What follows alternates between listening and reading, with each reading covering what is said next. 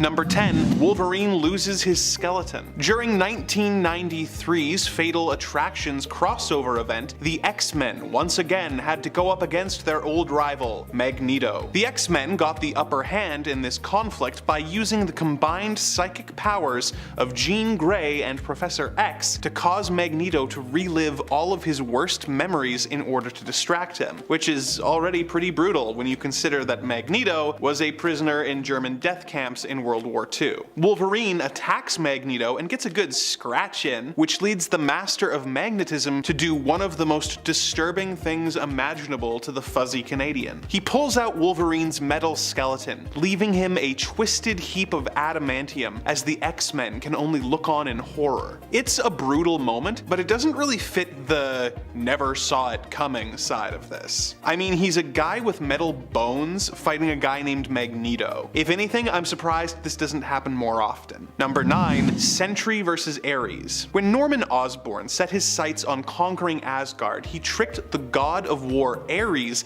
into helping him do it. As the battle raged on, Ares discovered that he had been tricked and turned on Osborn, vowing to destroy him. Unfortunately, Norman had the Sentry with him. Worst still, this version of Sentry had given in to the darker urges of his void self. Ares did his best against Sentry, but the fight ended in a truly brutal fashion, with Sentry ripping Ares in half in a shower of gore and entrails. It's a lot, but although you could make the case for it being one of the most graphic Marvel moments, I don't think it checks enough emotional boxes for me to consider it the most brutal by any means. Number 8. Punisher's Steamroller. Frank Castle isn't known for working well with others, but if there's anyone you'd think he'd get along with, it would be Wolverine. They teamed up in Punisher Volume 6, number 17, and it quickly went off the rails, with them being swarmed by a gang of little people who wanted to cut off their legs in order to make them short. In order to get Wolverine into a fit of berserker rage, Frank makes fun of Logan's height, causing Wolverine to go after him. Wolverine calmed down, but Punisher decided that he was slowing him down and blasted Wolvie's legs apart. After taking care of the gang of little people, Frank decides that the best way to keep Wolverine from coming after him is to run him over with a steamroller. Wolverine will obviously heal, so it doesn't have long-term consequences, but it's still a pretty rough move on Frank's part. Number 7. Alpha Flight vs. Michael Pointer. During the events of M-Day, a mutant named Michael Pointer was taken over by an evil being called the Collective, who used him to destroy an Alaskan town. S.H.I.E.L.D. sent in a couple fighter jets to keep an eye on the situation, but they were promptly destroyed and the Collective made his way into Canada. Now, keep in mind, this is a list of brutal moments for me. So imagine my excitement reading an Avengers issue where my favorite superhero team, Alpha Flight, shows up to try and reason with the villain. Now imagine my horror when the S.H.I.E.L.D. agent's command center suddenly loses contact and the next thing I saw was the entire team's twisted and mangled corpses. These guys had their own 130 issue series for years, so it's not like they're just nobodies, and now they were suddenly just dead. Now I get that not many people like the team as much as I do, so for perspective, imagine if your favorite team was the Fantastic Four, and they were horribly mutilated off-panel. Oh, poor Guardian. That's like the 5th time he's died. I think that what makes this such a brutal moment for me, beyond my personal attachment to the characters, is that it is so quick and off-panel, leaving us to imagine what horrible things were done to leave such a terrified-looking gory mess of Canada's super team. Number 6. Rick Jones's fate worse than death. Immortal Hulk is a cosmic horror series with plenty of brutal moments, with characters constantly getting eviscerated and transformed into creatures that are pure nightmare fuel. You could make the case for Banner, Absorbing Man, or any of the Hulks earning this spot, but no one quite got as brutal a fate as Hulk's old friend Rick Jones. When the Shadow Base wanted to go after the Hulk, they combined the deceased Rick's body with that of the Abomination, causing Rick to transform into a bizarre and terrifying creature with two of Rick's faces and hands growing out of his head, which would vomit acid at the Hulk while Rick begged for help. He was eventually removed from this abomination, but a few issues later, he was once again fused with a gamma mutate, this time Del Fry, leaving Rick a twisted co-joined mess with Rick's screaming head being the arm of a glowing green skeleton creature. Number 5. The Heretic. The 2012 volume of Batman Incorporated is full of some just bizarre moments. This is happening at a time when Batman has taken on his newfound son, Damian Wayne, as his Robin. The relationship is strenuous at best. It's bound to happen when the dad is a brooding, unemotionally available masked man who runs around beating up criminals, and the surprise son, who was raised to be one of the deadliest assassins in the world, is dumped on Batman by a woman who had chemically manipulated him into conceiving the kid in the first place, if you know what I mean. While these two were trying to find a balance in their relationship, Talia al Ghul, the aforementioned mother, initiated a plot to take over Gotham alongside her organization and with a massive hulking bodyguard called the Heretic. Spoilers for a story that is about 10 years old, but the Heretic is actually a clone of Damian Wayne himself, and he is terrifying. For starters, he was literally grown inside the belly of a whale, which, what?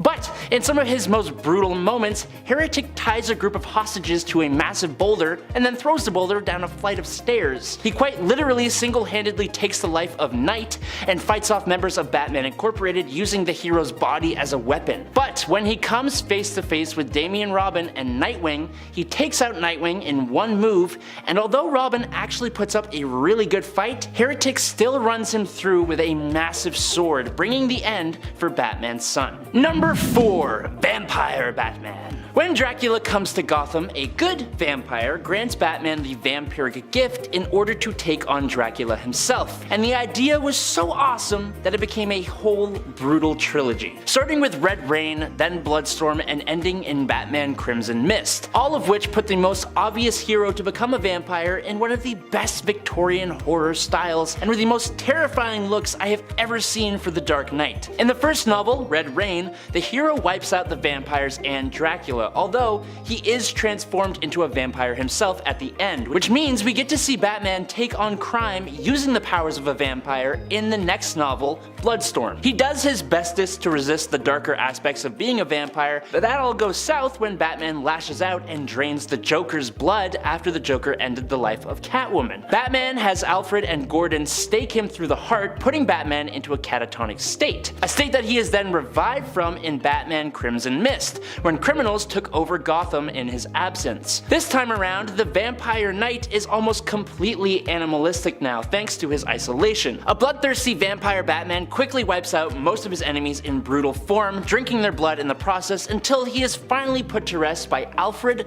Gordon, Two-Face, and Killer Croc, who all go with him to the grave. Number 3. Arkham Asylum. One of the great things about Batman compared to any other hero is the way his comics can lean really heavily on the darker aspects of human beings, and because of that they can also get away with much more expressionistic art that can be really gorgeous while also being completely terrifying. As example, let's talk about Arkham Asylum. The gritty gothic artwork, which looks like it came straight out of my nightmares, meshes with the extremely dark, disturbing, supernatural themes of the story to take what is essentially just Batman going to work to secure Arkham Asylum into a brutal, mind-twisting funhouse ride. It's terrifying. Batman takes on some of his most well-known foes, but the fights aren't the compelling part. It's the sheer freakiness of it all. The real brutality of this story comes in its horror and the dark past of Arkham Asylum itself, which is slowly drip-fed to us as we make our way through the pages and pages of the most terrifying Joker I have ever seen. And at number 2, All-Star Batman. Remember before when I said that Batman puts the most brutal beatdowns on his opponents? Well, let's talk about a group of thugs in the All-Star Batman and Robin series, specifically issue number 7. Written by Frank Miller, we can expect that this Batman will be a little bit rougher around the edges, but I don't think any of us ever expected him to be like this. In fact, this whole series is full of brutal Batman moments that honestly make him feel like a totally different character. I have talked about this before, and thank you Rodney me for informing me of this, but in the opening pages of issue number 7, Batman comes speeding into a group of armed thugs, foot first, laughing like the Joker and talking in his head about how Gotham is full of cockroaches. He's basically delighted at the fact that the criminals are so scared that they are accidentally disposing of each other. But then, on top of all of that, he sets fire to a bottle of bleach and tosses it onto the criminals, blanketing them in fire. And then he continues beating the snot out of them while they're getting crispy. This is no longer the Batman. There's no way, but wait, there's more. Because Black Canary then pops up out of nowhere and these two superheroes just start making out and getting busy while the thugs are barbecuing in the background. It's messed up. And finally, in at number 1, his parents. Everyone and their moms knew this was going to be on the list. It's the whole reason Batman is Batman. The tragic passing of Thomas and Martha Wayne at the hands of Joe Chill remains the defining moment in Batman's life. It's brought up so often that you think it's basically his whole personality, and in a way, it actually kinda is. The loss of his parents has informed almost everything he has done going forward, from his decision to even become Batman, to the fact that he has such weird father-child relationships with his wards. He has paid multiple visits to Joe Chill to try and teach the man the error of his ways, and to show him what he created. He's almost constantly reminded of their loss, if not by villains who know the truth, then by his own Bat family. Bruce Wayne may have grown up to become one of the greatest detectives and superheroes in the world, but he will pretty much always just be the scared little boy in an alleyway mourning the loss of his parents. And that sucks. Number 10, The Machine. Well, this is technically a big moment and revelation from the Eternals series by Kieran Gillen that precedes the AXE event. Some of you may not have been reading Eternals, so I figured it was still an important one to include here because it's really relevant and really cool. But also, go read the latest Eternals series because it is amazing, and honestly, it's too short-lived for how awesome it was. You should go read it. I wish Kieran Gillen could just keep writing Eternals for, I don't know, into the foreseeable future. But I gotta say, I am happy that we have him on Immortal X-Men, and you know, if we gotta have one or the other, I get it, but Eternals was so good. In Eternals, we learned about how the Machine actually has its own personality and its own voice. The Machine being the thing that actually resurrects the Eternals every time they die. And honestly, I think it has become one of my favorite characters in the Eternals series. Machine is so cool and so sassy sometimes. In AXE, the Machine serves as a kind of narrator at times, which is also really fun and super cool. Honestly, you could just read this event just for that narration and likely be pretty content with it. That's how good the narration is. While Neil Gaiman and John Romita Jr. actually created the Machine in Volume 3 of the Eternals, Gillen actually helped give it an amazing voice and characterization in his 5th volume of that series. Number 9, Eternals vs. Mutants. This really isn't just about Eternals even versus X-Men. This conflict extends way beyond that, as we learn in AXE Eve of Judgment issue number 1.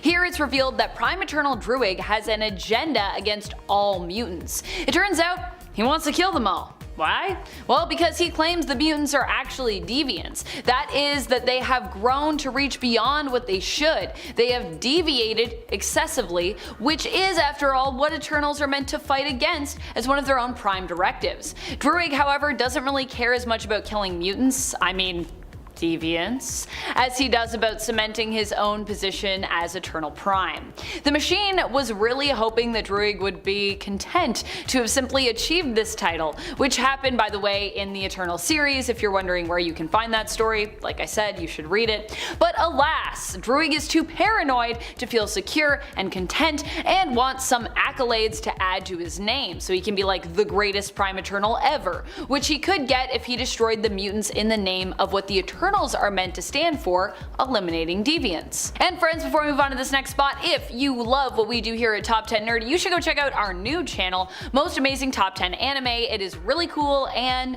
we want you to go and give all the anime manga love that you have over to the channel. And over to James. Say hi to James while you're over there. Number 8. The Secret of the Eternals' Resurrection. This is another thing that, like the Machine's quirky personality, was actually covered in the Eternals series. However, for those of you who haven't gotten there yet, this is also covered in Judgment Day, more specifically being recapped in AXE Eve of Judgment, so you can, be in on the secret, because it's pretty integral to what's happening here with the Eternals.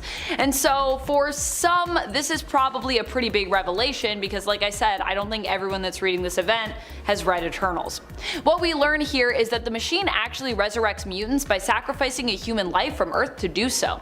This is the reason that Phastos is actually imprisoned, kinda. He attempted to destroy the machine upon learning of this revelation, but he didn't realize that the machine is actually intrinsically tied to the Earth. In fact, it is the Earth. So destroying the machine actually means destroying the world. But initially, Phastos thought it would actually be a solution for Eternals' immortality and actually save a ton of human lives that would, be sacrificed to resurrect Eternals whenever they fell.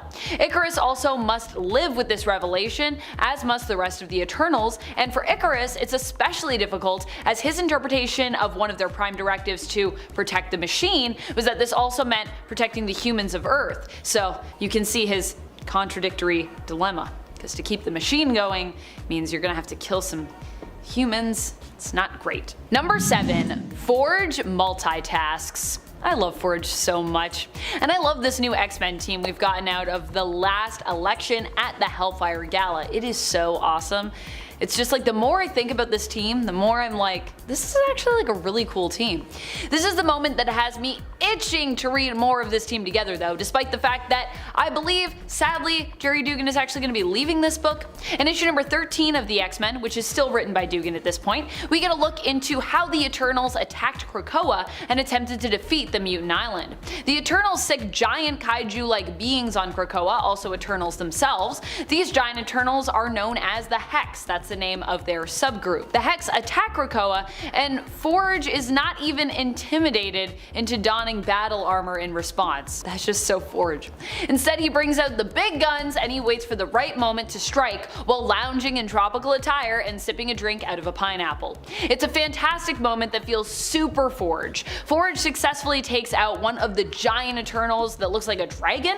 Unfortunately, he does only have one magic nanite bullet, and that was it. So the X-Men are gonna have to figure out what to do about the rest of the army of Hex who are still headed towards the island. Number 6. Icarus makes a deal. But not just any deal. Icarus talks to Jean Grey and in so doing decides that he will help Jean with Druig's invasion of Krakoa. To defeat the Hex, the mutants must venture to where they're being transported to Earth from, but there are a few problems. 1. Only Eternals can actually enter that area, and 2. Villainous, one of the most deadly Eternals, is currently there, surrounded by an armory of endless weapons. So yeah, might be kinda tricky for even someone as powerful as Jean to deal with that and get out alive. Oh, and while Icarus is willing to help, the deal only stands for him to get the mutants in there even, who need to be ready at a moment's notice to go with him, if Jean can ensure that no Eternals are killed. In typical Icarus fashion, being extremely just to a fault, especially with the revelation about the machine plaguing his conscience.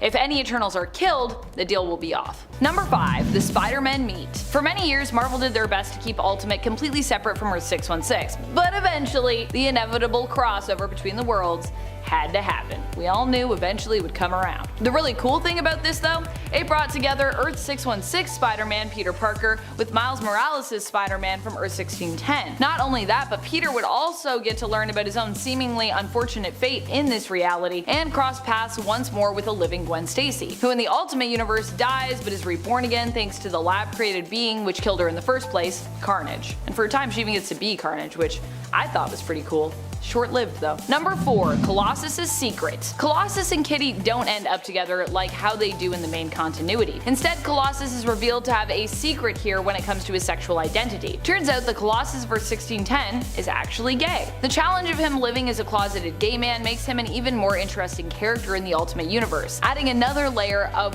what it can be like to feel other, in addition to Colossus already being a mutant, so that's a huge part of his backstory as well. Colossus does get outed, but considering how masculine of a character he is, and how burly, he also provides a more diverse look when it comes to how gay men are usually depicted in mainstream comics. There are some that are burly, but definitely not enough. I feel like we need to diversify that a little bit. Number 3. Kitty Pryde leads the X-Men. I am a big Kitty Pryde fan, as you may have garnered from all my time spent hyping the current heroic Marauders mutant team, and Kate's place as their leader. Not to mention her new look as well. I am here for it. When it comes to Ultimate, she's another character who does not disappoint us. Even after her teenage years, which were pretty fun with her dating and fighting crime alongside Spider-Man, which we talked about earlier, Kitty becomes somehow even cooler and definitely a lot tougher. After the devastating and earth-shattering events of Ultimatum, Kitty would go on to become the leader of the surviving mutant nation and the leader of the X-Men team besides. At least the X-Men who choose to stay with her and follow her as a leader. Of which, were I an Ultimate Universe mutant,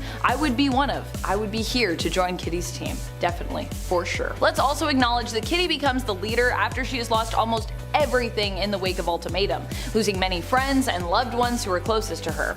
Kitty is strong. Number 2. The creation of the Maker. One of my all-time favorite characters that we've gotten from the Ultimate Universe has to be the Maker. The Maker is one of the best villains within and without Earth 1610, as he happens to be one of the few characters who made the move over from 1610 to Earth 616 after that universe was seemingly destroyed. That's how you know he's cool. Although don't worry, the Maker does appear to be working to restore the Ultimate Universe and has since brought that world back. What's even more wild is that initially the Maker was none other than hero and leader of the Fantastic Four, Reed Richards, proving just how rewarding and refreshing it can be to try something totally different with an established and widely predictable character. Also, I feel like I like Reed better as a villain. I feel like I like his Ultimate Universe counterpart better. Is that a hot take? I don't know. I don't think so. I think a lot of people feel this way. Number 1. Miles Morales unmasks. One of the greatest characters we've gotten out of the Ultimate Universe, other than the Maker obviously, has to be Miles Morales. He also happens to be one of the few characters who has stood the test of time when it comes to surviving the destruction of his home universe, reality of Earth 1610. Instead of dying with many of the other residents of the Ultimate Universe, Miles ended up being saved and even returned once more on Earth 616, where he was permanently moved to after the events of Secret Wars. I mean, come on. You know you're cool when you get moved from an alternate reality to the main one, just to save you and your family. Miles unmasking was a huge moment for Marvel as they introduced us to a biracial Spider-Man who is not only a stand-up hero, but is also just a really solid character all of his own, as opposed to being a carbon copy of Peter Parker's Spider-Man, which I feel like there's going to be some people in the comments who are going to be like, I think he is a carbon copy, but I really don't think he is. I think Miles has a lot of different stuff going on. It's definitely not usually as negative as Peter. No offense, Peter, still love you. Number 10. Punisher ends the human race. In the one-shot comic, Punisher: The End, we are introduced to a prison that is executing all of its prisoners in preparation for an upcoming nuclear war, with the guards planning on then hiding out in a bomb shelter that is installed. One of the prisoners is actually Frank Castle, who has grown older and has been caught and locked up. He gets in the shelter before the blast comes, and after a year, he and a companion from the prison exit and start making their way through the wasteland. Frank knows that the radiation levels he is exposing himself to will cause him to die within 72 hours, but keeps moving forwards, eventually getting to his goal: a shelter filled with former billionaires who knew their decisions would lead to an apocalypse and hid themselves away. He prepares to punish them, but the sleazy rich people convince him to spare them long enough to explain the seriousness of the situation to him. The other shelters have fallen silent, and they have the means to continue the species, and if Frank ends them, he will also be ending the human race. Frank then mercilessly and brutally murders everyone, including his companion, before walking into the wastelands to die, happy with his decision, believing nothing good ever came from humanity. It is an interesting book, but it leans so far into the mature rating that characters tend to overindulge in an unnecessary amount of slurs and swears, to the point that it actually somehow makes the whole thing feel more childish than many standard Marvel comics. Number 9. Deadpool Killustrated. The sequel to the first Deadpool Kills the Marvel Universe features Deadpool trying to destroy the Marvel Universe by going into other fictional stories that inspired the Marvel heroes in order to prevent any of them from being created. Over the course of the miniseries, we see Deadpool brutally dispatch such classic characters as Don Quixote, the Little Mermaid, Tom Sawyer, the siblings from Little Women, Moby Dick, and the Three Musketeers, while he's pursued through the ideas verse by a team of heroes led by Sherlock Holmes. If you're a fan of these classic characters, it can be really brutal to suddenly see them eviscerated as they scream and cry, asking why this is happening. But the sheer stupidity of it obviously makes it pretty funny. The humor cuts some of the brutality, making this rank pretty low on the list. Number 8. Scramble gets free. This next entry is dedicated to one of our commenters, Kevin Hawkins, who has asked that I keep teaching him about Canada's super team, Alpha Flight, so that he can continue to learn about more obscure superheroes in order to help him expand his rather narrow tastes. Sure thing, Kevin, I'll keep the Alpha info coming. The original Alpha Flight series had its fair share of brutal moments, but one that has always stuck in my mind is from issue 30, when Heather accidentally releases Madison Jeffries' evil brother, Lionel, otherwise known as Scramble. Scramble has the mutant power to rearrange organic matter. He originally used this power as an army medic in the Vietnam War, but the trauma of the war drove him insane and he was locked away in a hospital. Once he got free, he used his powers to turn the other patients into deformed and grotesque mounds of mutated flesh that then attacked the heroes. Every design in this issue is wonderfully brutal and disgusting, including the creature that Heather is transformed into. The victims are eventually saved and put back in their original shapes, which makes this a bit less brutal, but it was an especially disturbing issue. Number 7. Thanos Rising. Thanos Rising is a mini-series that explores the origins of one of Marvel's most iconic villains, Thanos the Mad Titan. It starts with him as a child and explores his early courtship with Death, who keeps manipulating him into situations that cause Thanos to kill. At first he is taking out lizards that hurt his friends, but this soon escalates into him capturing classmates in order to dissect them to see what is wrong with him in comparison to others. He insists that all the death is just a means to an end, but eventually admits that he has grown to enjoy it. This solidifies when he decides to capture and dissect his mother so that he can continue to find out why he is different, showing no remorse or care for his actions. It is a brutal origin for the character, and honestly, for a character as twisted as Thanos, nothing else would have sufficed. Number 6. Deadpool kills his parents. Part of the original Sin comics, Deadpool Volume 5 Issue 34 features a twisted tale from the Merc with the Mouth's past. It takes place in the 90s and is drawn in a style that reflects that. In this story, we see Deadpool in his early days as a brainwashed assassin. His handler decides to test how deeply they have Wade under their control and sends him and Sabretooth to his childhood home with the mission of ending the lives of his own parents. Wade doesn't have much memory of his past and eagerly goes for the house, but he is stopped from attacking his parents. Kevin, you are never gonna guess who stops him. It's 90s Alpha Flight, who I'm honestly surprised haven't crossed paths with Deadpool more often. The two teams fight, and Sabretooth and Deadpool manage to get away, their mission a failure. The jovial tone of the book then takes a sharp turn as Deadpool grabs a drink, returns to his childhood home, and silently takes a tour of the strange and familiar sights before setting the house on fire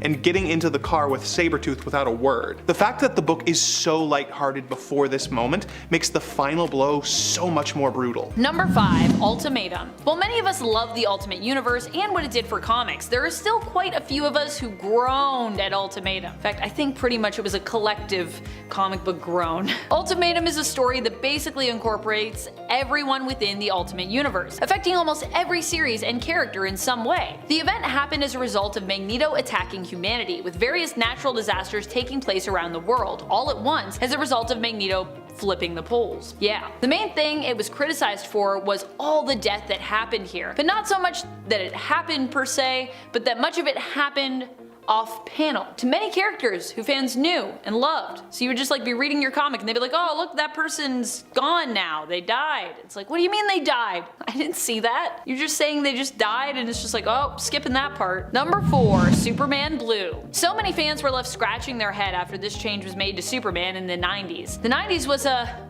an interesting time for comics. We saw a lot of good stuff and a lot of, well, not so good stuff. For many, Superman Blue was part of the latter category. Superman Blue was a reinvention of the character that had energy-based powers. He also came with a completely new look and new version of his classic S symbol, with it resembling, somewhat of like a lightning bolt, because, energy powers. It looked pretty crackly. His cape was gone, and so were his underwear. I mean, that is the underwear that he traditionally are used to seeing him wear over his tights. I'm not saying he was going commando in his suit. I don't know about that part. The look, however, only lasted until 1998. Superman Red was introduced as another version of Superman, with it being revealed that the two had basically split in twain. Shortly after, though, they rejoined to give us back the traditional version of Clark we'd all come to know and love over the years, and that everyone pretty much missed the entire time he was gone. Supposedly in honor of his 60th anniversary, though. Not because Superman Blue was terrible. Superman Blue, I think for many fans, was just not a thing they were into. Number 3. Miss Marvel's Big Terrible Send-Off. Oh boy, this was one that left a lot of Carol fans questioning what the heck just happened. In the fateful Avengers issue number 200,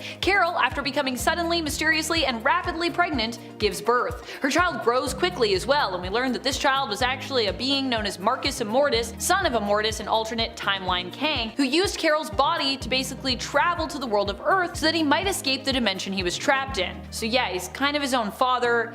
It's very confusing. While there are a million red flags here, no one seems to really raise an eyebrow until the end of this story, with her fellow Avengers reassuring Carol that she should be happy about this random and mysteriously sudden child she's about to have. It's only when the child grows up and things start getting catastrophic as a result of his presence that the Avengers seem to think something here is wrong. You think something's wrong? Something's been wrong the whole time, guys. And even then, when Carol, seemingly still influenced by this man who she just gave birth to, decides, against all odds, that maybe she actually loves him and will return to his home dimension with him so he won't feel alone. Everyone is weirdly cool with this and is like, alright Carol, you found true love, girl, you go for it. It's like, wait, what? Giving us maybe one of the most messed up stories Marvel has ever given us. So, I don't even know. Definitely not thanks for that. That's a weird, awful story. Number 2. Dick Grayson's Fate. In Justice Gods Among Us, there was a lot we loved, but also a lot that we hated. Namely, what happened to Dick Grayson. If you're not familiar, let me tell you a story. Dick Grayson and Damian Wayne go to contain some criminals that broke out at Arkham Asylum. But of course, Damian, as Robin now, starts to take it too far because he's Damian, so that's what he does sometimes. At this point, Dick has graduated from being Robin and he is now Nightwing in this continuity. He tells Damian that his behavior is in essence un-Robinly, and Damian decides to rebel against him, throwing in a Scream-a stick at Nightwing. The stick strikes Nightwing's temple, causing him to become dizzy and woozy and ultimately lose his footing, falling backwards onto a rock, which breaks his neck. That's right, Nightwing, aka Dick Grayson, a fan favorite among the DC universe, is defeated by a rock. I don't think I need to say anything else about that. I think that pretty much sums it up. Pretty terrible. Number 1. One More Day. Maybe one of the most disliked Spider-Man stories ever among fans, definitely one of the most triggering for many of us, is One More Day. One More Day is a story arc where Spider-Man's Peter Parker and Mary Jane ended up deciding to relinquish their marriage in a bargain with Mephisto.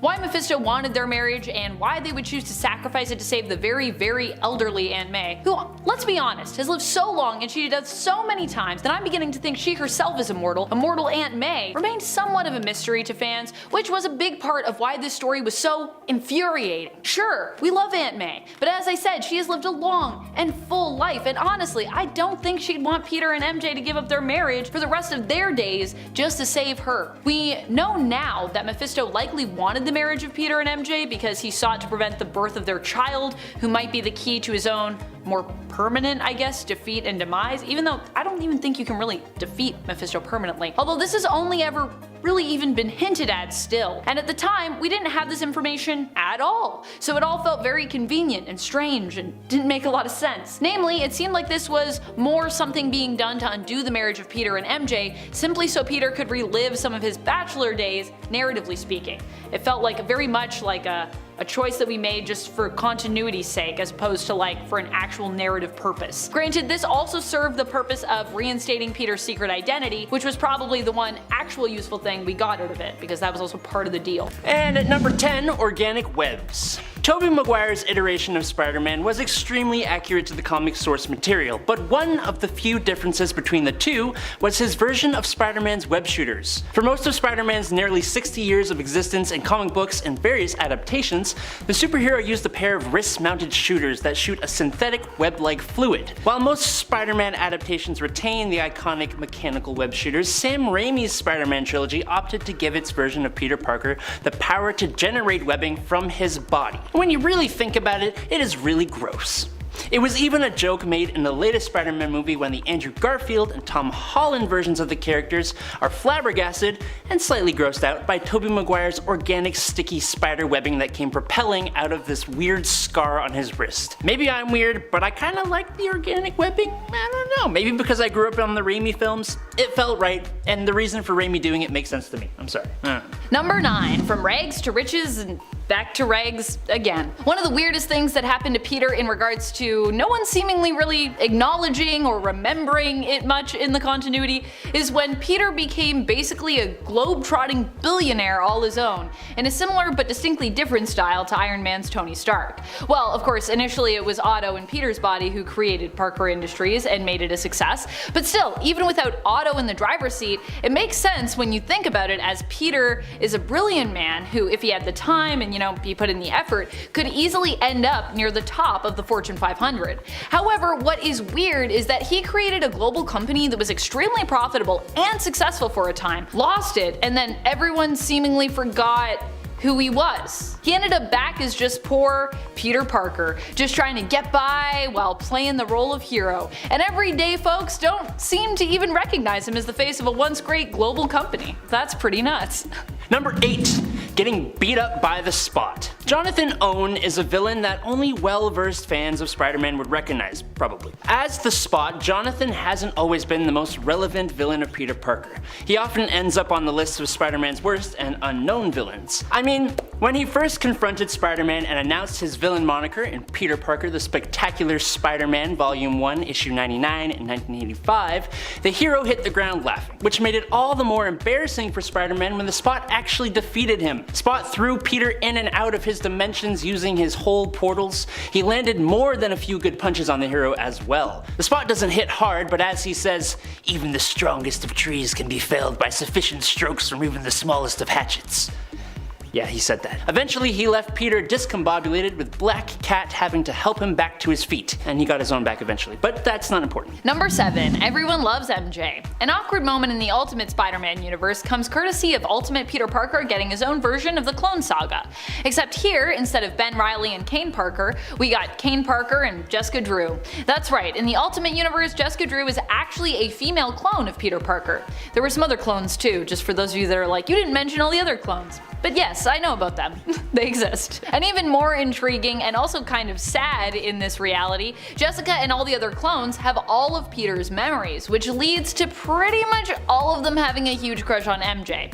Jessica included. Although in an even stranger twist, despite also being in love with Mary Jane, or seemingly being in love with Mary Jane, instead of Jessica ending up as a lesbian in this portrayal of her character as a result of sharing Peter's memories and feelings, it is implied that she actually ends up dating Johnny Storm, albeit possibly briefly. Although I think that also could say something about the potential for the close relationship that Johnny and Peter have in the comics, so maybe that's what that's about. Number 6. Spider-Man and Silk getting busy on the ceiling. Cindy Moon, first revealed in The Amazing Spider-Man #1 from 2014, was a girl who on the same day was also bitten by the exact same spider that gave Peter Parker his powers. Now fast forward to the 4th issue of that comic and Peter learns of her existence and the place she was being kept safe. He releases her and joins her as she goes off into the world. Now it took about 5 or 6 pages before it was revealed that these two young spider heroes release pheromones that make them irresistibly attracted to one another, and they nearly immediately start going at it. Mid-argument. They go at it so much so that it carries on into the next issue when he and Cindy Moon are on the ceiling of the apartment that Peter shares with his roommate Anna Maria Marconi. So of course Anna Maria walks in on the two spider freaks sparsely clothed and unable to control themselves. Not an ideal situation. Number 5. The 5 are broken. Wow, I didn't even intend to put the 5 at 5, but here we are. When Krakoa is attacked, Jack of Knives is also deployed to kill as many as he can and of course get the Five, who Prime Eternal Druig knows about from his alliance with Orcus. The shocking part is that they actually succeed in this. Egg falls and is unable to be protected during this attack. The good news is Egg had made some extra eggs before he died, meaning that the Five, even without one of their key members, was able to actually bring him back to life, thank goodness. But for a moment the Five were broken, and for a few moments upon reading Judgment Day issue number 1, you likely were like me and you lived in fear that the resurrection days of Krakoa were over. It was a really close one there for a second. Number 4. Iska the Unbeaten changes sides. In X-Men Red issue number 5, we learn of what happens to Arrakko. This issue, by the way, is crazy, it's so good. We know from the main Judgment Day series that Arrakko was attacked by Villainous, and presumably hit pretty hard by them. And if you're thinking, I mean, it's Arrakko, how bad can it be? The answer is really freaking bad. Villainous is released from his cell by Druig for exactly 1 hour. Within 20 minutes, he had already put a huge dent in Arrakko. Iska herself during the hour is forced to change sides due to her mutant power, which isn't a good sign. Iska's power, for those that don't know, is that she'll always win, but this means that her power has told her that Arrakko winning is not possible if she's turning on them. So that's a really bad sign. Good for Iska though, because she actually does win, she survives, she gets to live another day, with Nightcrawler teleporting her away to help Arrakko's odds after she turns on them. Nightcrawler's solution is basically like, well, if Iska isn't here, then her power can't like affect the outcome. You know what I mean? Bad for Arrakko, as they now have to face Villainous without either Iska or Nightcrawler, and Iska also ended up breaking the Great Ring of Arrakko when she killed Idil, one of her fellow council members. The really bad part with all of this though is that Villainous is successful and kills almost everyone on Arrakko. And Arrakko in X-Men Red was revealed to not believe in resurrection. So they have rejected that Krakoan gift, and as such, all of those who died will basically never come back to us. At least these mutants aren't going to come back from mutant resurrection protocols. Number 3. Heartless Magneto. Magneto was killed during the events of X-Men Red issue number 5. He puts up a good fight, but in the end Villainous wins, getting him right in the heart. But here's the thing about Arrakko. As we learn in that issue, you should always confirm the kill when you're dealing with anybody from Arrakko.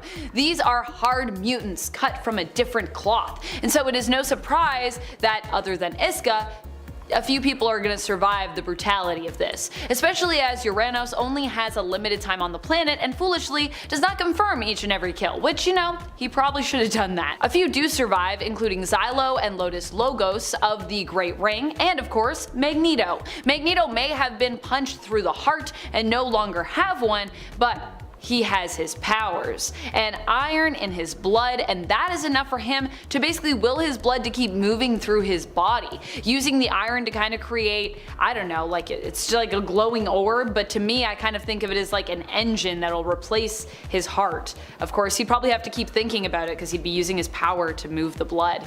Magneto is just always being a badass is basically the moral of the story, and it's so cool. It's so cool to read. Number 2. Recipe for a God. One group of the Eternals has a plan to defeat Druig by creating a god. They kidnap evil geneticist Mr. Sinister, who currently is a little less evil, working with the mutants instead of against them, of course, on Krakoa. With his and the Avengers' help, using their headquarters, which is the body of a dead Celestial, they set out to make their plan happen. The good news is they succeed, rewriting the programming of the Celestial to make it more aligned with their own beliefs and principles when it awakens. The bad news is the progenitor, which is the name of the Celestial, comes back to life only to inform our heroes that in 24 hours everyone on Earth will also be judged, as they feel those living there have caused so much harm that they too should perhaps be destroyed.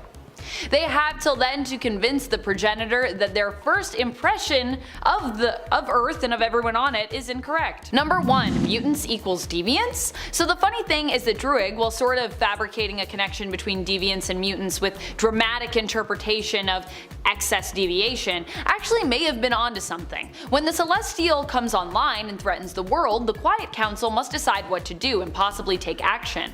However, as they are talking about using some potential secret weapons, Emma Frost reveals she is one of her own. She has made an alliance with the Deviants, who head to Krakoa to help in the fight against the Eternals. The hilarious and amazing part is when Crow reveals to Cyclops that Deviants can use mutant gates, likely thanks to their genetics being so similar to mutants. So perhaps mutants are deviants after all. Number 10. Jason Todd's worst fear. Probably one of the most heartbreaking moments for me in recent years in terms of DC Comics happened during Three Jokers, Batman Three Jokers, so pretty recently. I'm still not really sure why people don't like this comic. I thought the story by Jeff Johns and artist Jason Fabok was well worth the multi-year wait myself. It was suspenseful, it was mysterious, and it was just stunning. And honestly, every time I go back to it, I find something new that I like about it. Sure, the middle act in issue number 2 lagged a bit, but otherwise this comic to me was pretty flawless, other than a few minor plot hole issues in my opinion. Also the raccoon. Ah!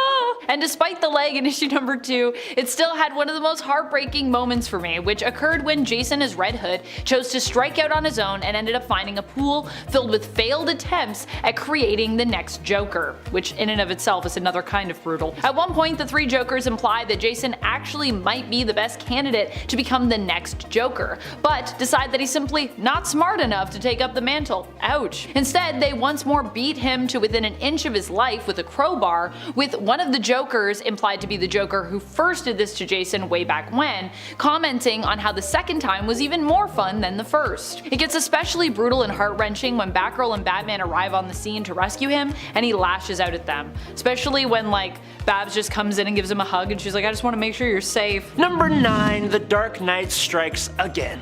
Batman The Dark Knight Returns came to us originally as a way to give Batman, Bruce Wayne, a fitting end, and it's easily one of the greatest Batman stories out there, with Frank Miller art that was actually understandable and a great tale that wrapped up the character of Batman in a lovely little bow. But then, Frank Miller went and created 2 sequels, and the first of which is basically a fever dream of insanity, overly objectified blocky cartoon women, and just odd visuals, while also taking the character of Superman and completely misunderstanding and disrespecting him. But I think the most egregious moment came when Supes and the third member of the Trinity, Wonder Woman, decided they were going to hook up, right after Batman beat the absolute snot out of the Man of Steel. Wonder Woman comes in to find Superman completely beaten and bloody and ranting about how it's all over, and then, after punching him for being weak, I guess, they immediately start making out. Then they fly up into the stratosphere and begin going at it midair, and then slamming into the ground, causing volcanic eruptions, massive earthquakes, and tsunamis, hurricane-level winds, all for Wonder Woman to say he moved the earth for her.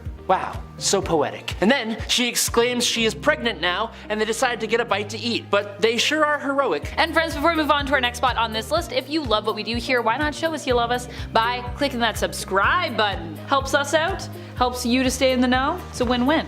Click the subscribe button! Do it! God!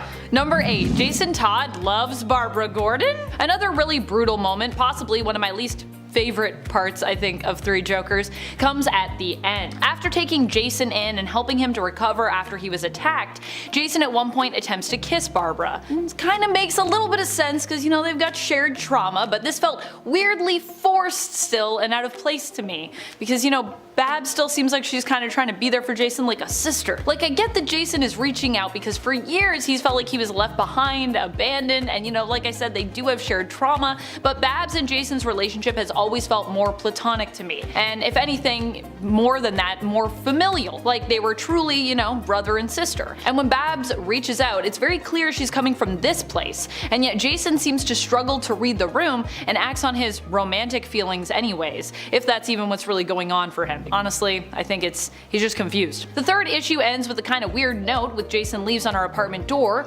and that ends up falling off and then being swept away by the building's janitor, which is especially weird and kind of cringe because it seems to imply, like that whole sequence of shots, that if Babs found it, things may have been different between them.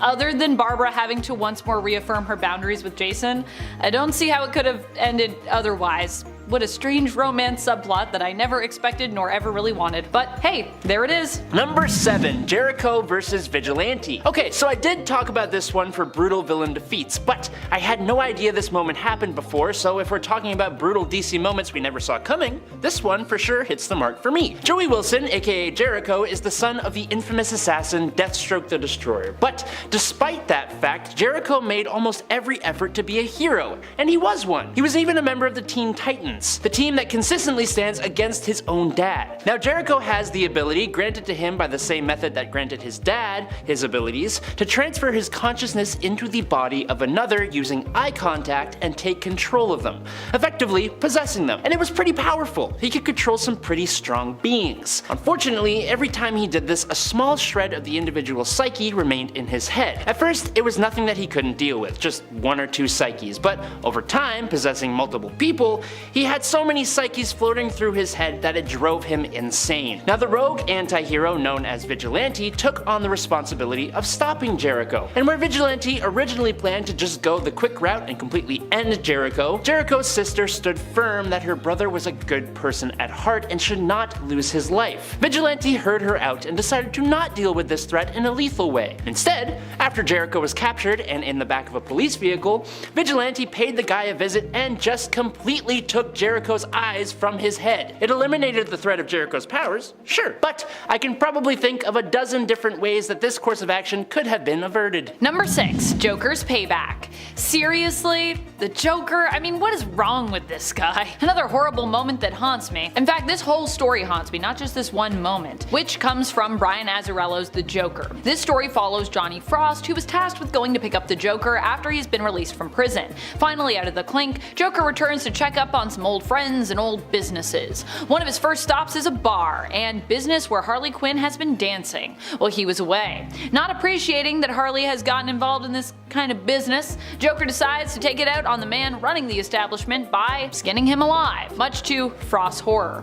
Although, to be honest, this is really only the beginning and things only get much worse from there, especially from Johnny's perspective. Number 5. Short-lived leader. I think one of the moments that really rubs me the wrong way personally is when Monica Rambeau was forced to relinquish her spot as team leader for the Avengers. This is just something I don't vibe with because Monica was really only team leader for a very short while, and she was basically robbed of her position by a villain who had infiltrated the team. Like, how terrible is that? I feel like there have been multiple moments in the comics where Monica has gotten snubbed, and I personally would just love to see her as a leader of the Avengers team for a more lengthy period. I'm also hopeful that we might get to see her take on the role of team leader in the Marvel Cinematic Universe, which could be really cool. I guess we'll have to wait until we get more information on the Marvels to have a sense for what the MCU holds in regards to her character's future. Number 4. Abandoned in the asylum. I never would have thought this would have happened to Wonder Woman, who is usually loved by so many, but this is a thing that happened. And who's to blame? Of course, seemingly Steve Trevor, who drops Diana off at a mental facility and leaves her there without explaining that yeah, she's actually Wonder Woman. So everyone treating her there literally thinks she is insane for imagining that she is Wonder Woman, when she actually is, and that actually isn't what she needs to be treated for. She does need some help at this point, but not in that department. Irresponsible, if you ask me. Downright irresponsible. Of course, Diana would get out, but in my mind, it's still a weird plot point, Steve choosing not to or simply forgetting to mention that. Number 3. Depowered. Although I'm still of the mind that this plot point is leading us somewhere bigger, I do not give up on my dreams of Franklin getting repowered and being revealed as having lost his powers as part of some much larger purpose or plot. We aren't just there yet. And when this went down in Fantastic Four, with Franklin also being revealed as an imposter mutant, let's just say fans were pretty heartbroken.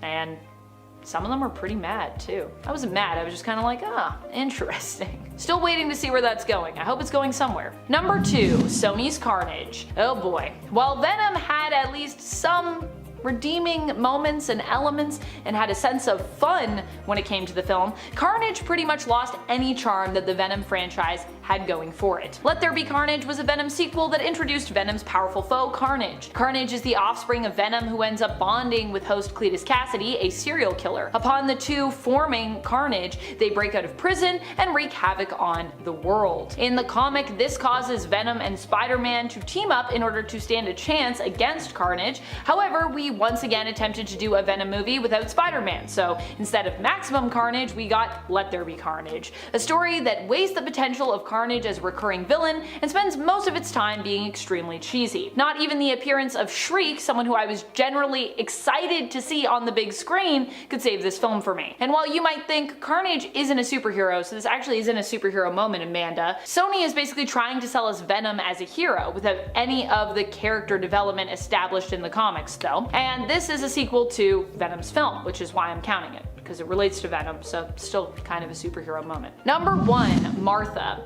Some people genuinely liked Batman v Superman, and honestly, I'm happy for those people. Personally, this movie kind of broke my brain. Regardless of how you felt about the entire film though, I feel like there is one scene that stuck out for a lot of us in terms of it being memorable. For most of us, maybe not in a good way. Not in a way that made a lot of sense anyways. That's right, we're talking about the scene where Batman and Superman basically call into question why they're really fighting one another when they both discover that the other's mom is also named Martha, bringing the fighting to a complete full stop. Well, really, Batman's the one that realizes this and goes through a whole thing. What I really want to know is, why does the man who shot Bruce's parents have his gun inside of Martha's pearls when he fires? It's very artistic for the shot of them breaking, but it really doesn't make a lot of sense otherwise. Number 10. Black Widow and Iron Man. A change in the Ultimate Universe that actually made sense in my head for some reason was the relationship between Tony Stark and Black Widow. Shortly after Iron Man joined the S.H.I.E.L.D.-sponsored Ultimates team, he and Natalia Romanova struck up their relationship, and it went so far the two eventually got engaged, with Tony even giving Black Widow her own nanite-controlled suit of armor, which did look really cool by the way. But the happy couple didn't last too long, as it turned out that Natalia was actually a traitor, working for the Liberators, which is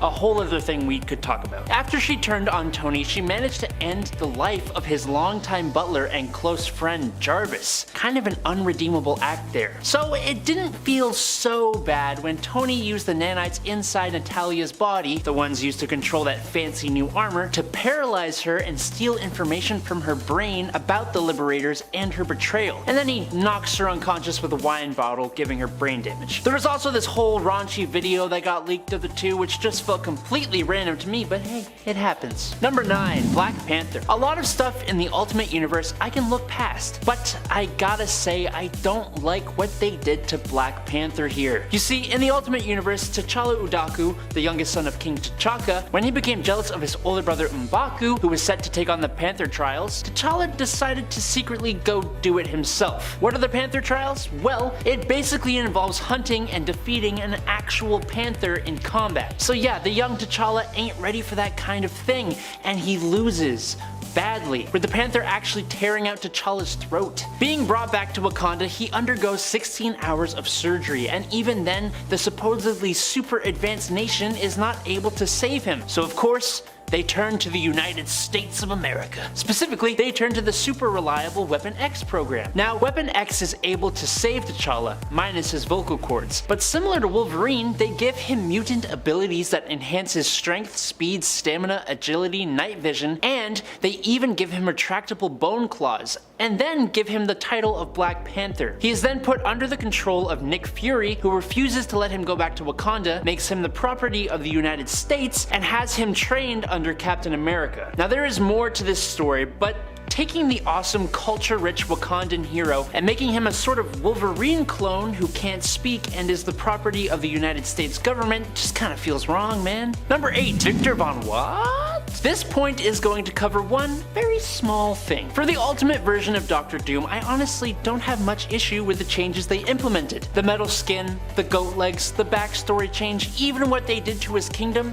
It's alright, I guess, for me. One thing I cannot abide is changing his last name to have him seemingly related to a real-world action star. Victor Van Damme? Van Damme? Why? Who do these buffoons think they are? Sorry, I'm getting a little worked up here. He was also way more of a petty character than he was an extremely dangerous villain. Luckily, that changed slightly before the Ultimate run came to an end, but the damage was done. Let's just move on. Number 7. Blue Goo. Maybe this is more just really weird as opposed to a horrible moment, but thanks to sci-fi writer Orson Scott Card of Ender's Game fame, we got a version of Iron Man who, due to a virus that led to the passing of his mother and affected Tony upon his birth, lives in in constant pain unless he's coated in this really strange blue goo created by his father, which was developed as a sort of bio armor. It does the trick, but it's still rather odd, and fans were not fans of this change. Personally, I think a lot of the changes made to Iron Man's backstory in the Ultimate Universe were really interesting, and it was different from 616, which made it fun, but the blue skin was an interesting choice to say the least. This point is a little unfair as Marvel decided to retcon this out of his history, but that don't change the fact that it did indeed happen, and it was rather strange too. Number 6. Hulk eating people. The Incredible Hulk has always sort of tiptoed the line between being a hero and being a monster. In the 616 universe, we can more often than not say he is a hero, but in the Ultimate Universe, not a chance. For starters, his origin already starts Bruce Banner off on a bad foot. He is made to feel inferior by both his ex and other heroes, which is what spurs him to become the Hulk in order to feel bigger, I guess? Sounds like a supervillain to me. That's because he basically is. After he transforms, he goes on a rampage through New York, taking out more than 800 people and even eating some of them. Sure, the idea haunts Bruce, which we learn in the Ultimate Hulk solo comic as he recounts the feeling of eating a person, but there isn't really a redemption here. Also, what the hell is up with the whole Freddie Prinze Jr. thing? It's hilarious, but what? Number 5. Fall of Hal Jordan. Sticking with Green Lantern here, written by Ron Mars, the Emerald Twilight storyline did one good thing by giving us Kyle Rayner, but it did an absolutely dastardly thing by turning Hal Jordan into one of the most evil villains we've ever seen. It starts off already on the dark side when Coast City, the home of Hal Jordan, is destroyed. In complete agony over the loss, Hal tries to use his powers to remake the city and all its inhabitants. In his madness though, he goes and takes out every single one of the Green Lanterns, stealing their rings in order to try and make the whole thing a permanent stay. Now, if we are going to pick one moment though, for me, the final fight with Sinestro is actually ingrained in my memory as being utterly horrible. There were no catchphrases, no jokes, no nothing, just a gritty whimper of a fight that ended with an incredibly harrowing snap. Number 4. Joker's face. In Detective Comics' Faces of Death and Batman Death of the Family, Joker had his face sliced off by the doll maker when he purposely got captured and sent to Arkham Asylum. Then he left it in his cell as a little gift for Batman and the police after he escaped. He would then go and steal it back and either staple it onto his head or strap it on as a mask, or sometimes he'd even take it off and play peekaboo with it. It's really messed up. Now, the worst use of this would have to either be when he put the youngest Robin, Damian Wayne, with a bunch of dead birds and bugs and stuff and then terrified the Robin using his removed Joker face, or when he captured the entire Bat family and made them all think he had removed their faces as well. Absolutely terrifying. Number 3. The Killing Joke. The Killing Joke is one of DC's most groundbreaking Joker stories, but it is a Joker story, which means it is going to be messed up. In an effort to break Commissioner Gordon to prove his point that all it takes to make someone bad is one bad day, the Joker breaks loose from Arkham Asylum and attacks Barbara Gordon, the Commissioner's daughter, and who also happened to be Batgirl. The attack itself was incredibly visceral and it left Barbara paralyzed, but the worst part came later. When after kidnapping the Commissioner, Joker showed him pictures that he took of Barbara, scantily clad and implying a hell of a lot. While this book was incredible in a lot of ways, the writer, Alan Moore, says that this is one part he kind of regrets, and he places some of the blame on DC editorial, who encouraged and okayed him to go so far. Number 2.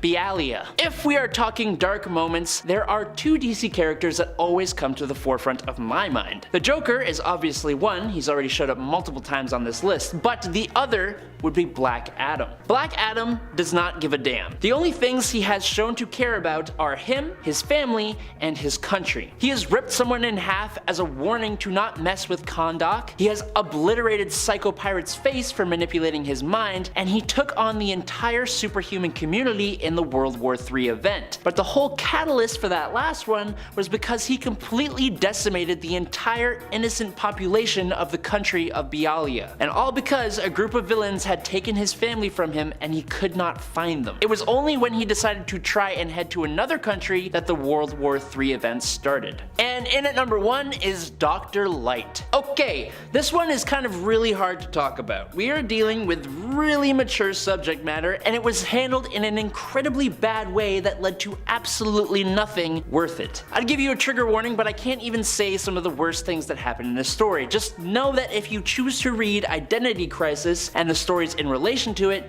you've been warned. Sue Dibney is the wife of Ralph Dibney, the elongated man in DC Comics, and after her incredibly horrific passing, Dr. Light is accused of the crime. This is because it's revealed that Light had, to put it the only way I'm allowed to, attacked Sue in the past. The fact that he did this led the Justice League to okay Zatanna using her magic to give Light a mental lobotomy that wiped his mind and left him basically stupid. Batman discovered this, and then they did the same thing to him so that Superman would not find out. The whole thing led to nothing, and it was incredibly unnecessary. Number 10. Wally West returns. When Wally returned in New 52, it was a rough time. Wally, prior to this reset, had a whole family and was in general one of the happiest heroes around. Wally has always kind of had this happy-go-lucky vibe to him. He has problems, but overall he feels like a very optimistic hero to me. However, times changed when he lost his family in the New 52. The really awful part of this was Wally would remember his family despite everyone else having forgotten what happened in the prior continuity. As a result, Wally as a character would have weird things thrown at him and in general just end up having a really rough time. It was a terrible thing for DC to have done to the character, and many Wally fans mourn the loss of the state of Wally West's life with Linda prior to the reset. Also, let's add in the fact that this also happened after the fact that we were deprived of Wally for so long, which, you know, DC being like, we got Wallace, which Wallace is great, not knocking it, but he's not Wally West, that's all. And friends, before we move on to our next spot on this list, if you love what we're doing here at Top 10 Nerd, be sure to let us know that you love us by clicking that like. Just one click, it's all it takes. Number 9. Injustice Aftermath. I saw someone on part 1 to this list mention in the comments that they personally were not a fan of Injustice and actually really did not enjoy it. But that's not actually what we're focusing on in this point. Although, I just wanted to acknowledge that, you know, there are people out there that don't like it at all. Although I'm sure some were not fans of the Injustice universe and story, most people in general did like it. But I think what many of us can agree on is that we don't like what it did to the Superman status quo. Injustice made a very evil version of Superman popular, as in this universe, Superman ends up becoming the villain, a superhero who, after losing pretty much everything, decides to control the world and forcefully shape it by ruling it, in essence becoming an all-powerful fascist dictator. What this did to the Superman landscape afterwards was basically create a wave of evil Superman, with everyone wanting to, in essence,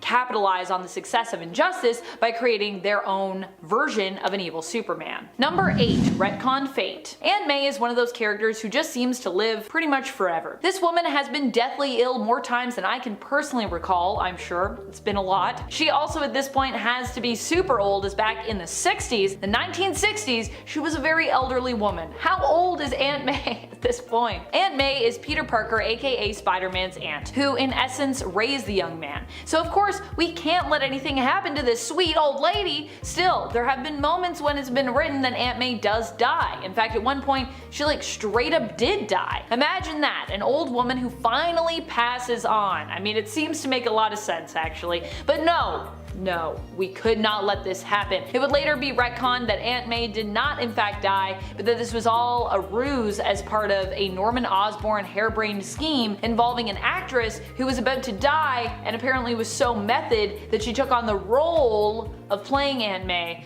and dying for real as a part of her final acting gig. I don't know about you, but that's pretty ridiculous. Even for comics, that's pretty ridiculous, guys. Number 7. Sony's Venom. I know some people really like this movie, so for some, my inclusion of Venom here will be a controversial choice, but for me, although I wouldn't use the term hate to describe how I feel about this film, this was definitely a movie that had some issues. Mainly, many fans were upset that they were doing Venom without Spider-Man, which admittedly doesn't make a ton of sense. And although they tried to make it make sense in the movie, there still begs the question of why does Venom have spider-like abilities in this universe if there's no Spider-Man? I guess just because the symbiote's an alien? I don't know. Doesn't really make a lot of sense. I agree. Number 6. Damian Wayne's fate. While there are many fans of Damian Wayne out there who over time came to love the character as Grant Morrison built him up, they were likewise disappointed when Morrison decided to then kill Damian. A lot of people were simply not fans of this because they felt that Grant Morrison simply didn't want to share the character they had created. Damian initially was stubborn and annoying, the son of Batman that Bruce had never really known that he'd had with Talia al Ghul. Having been raised mainly by Talia and trained by her and the League of Assassins up until the point that Bruce first met him,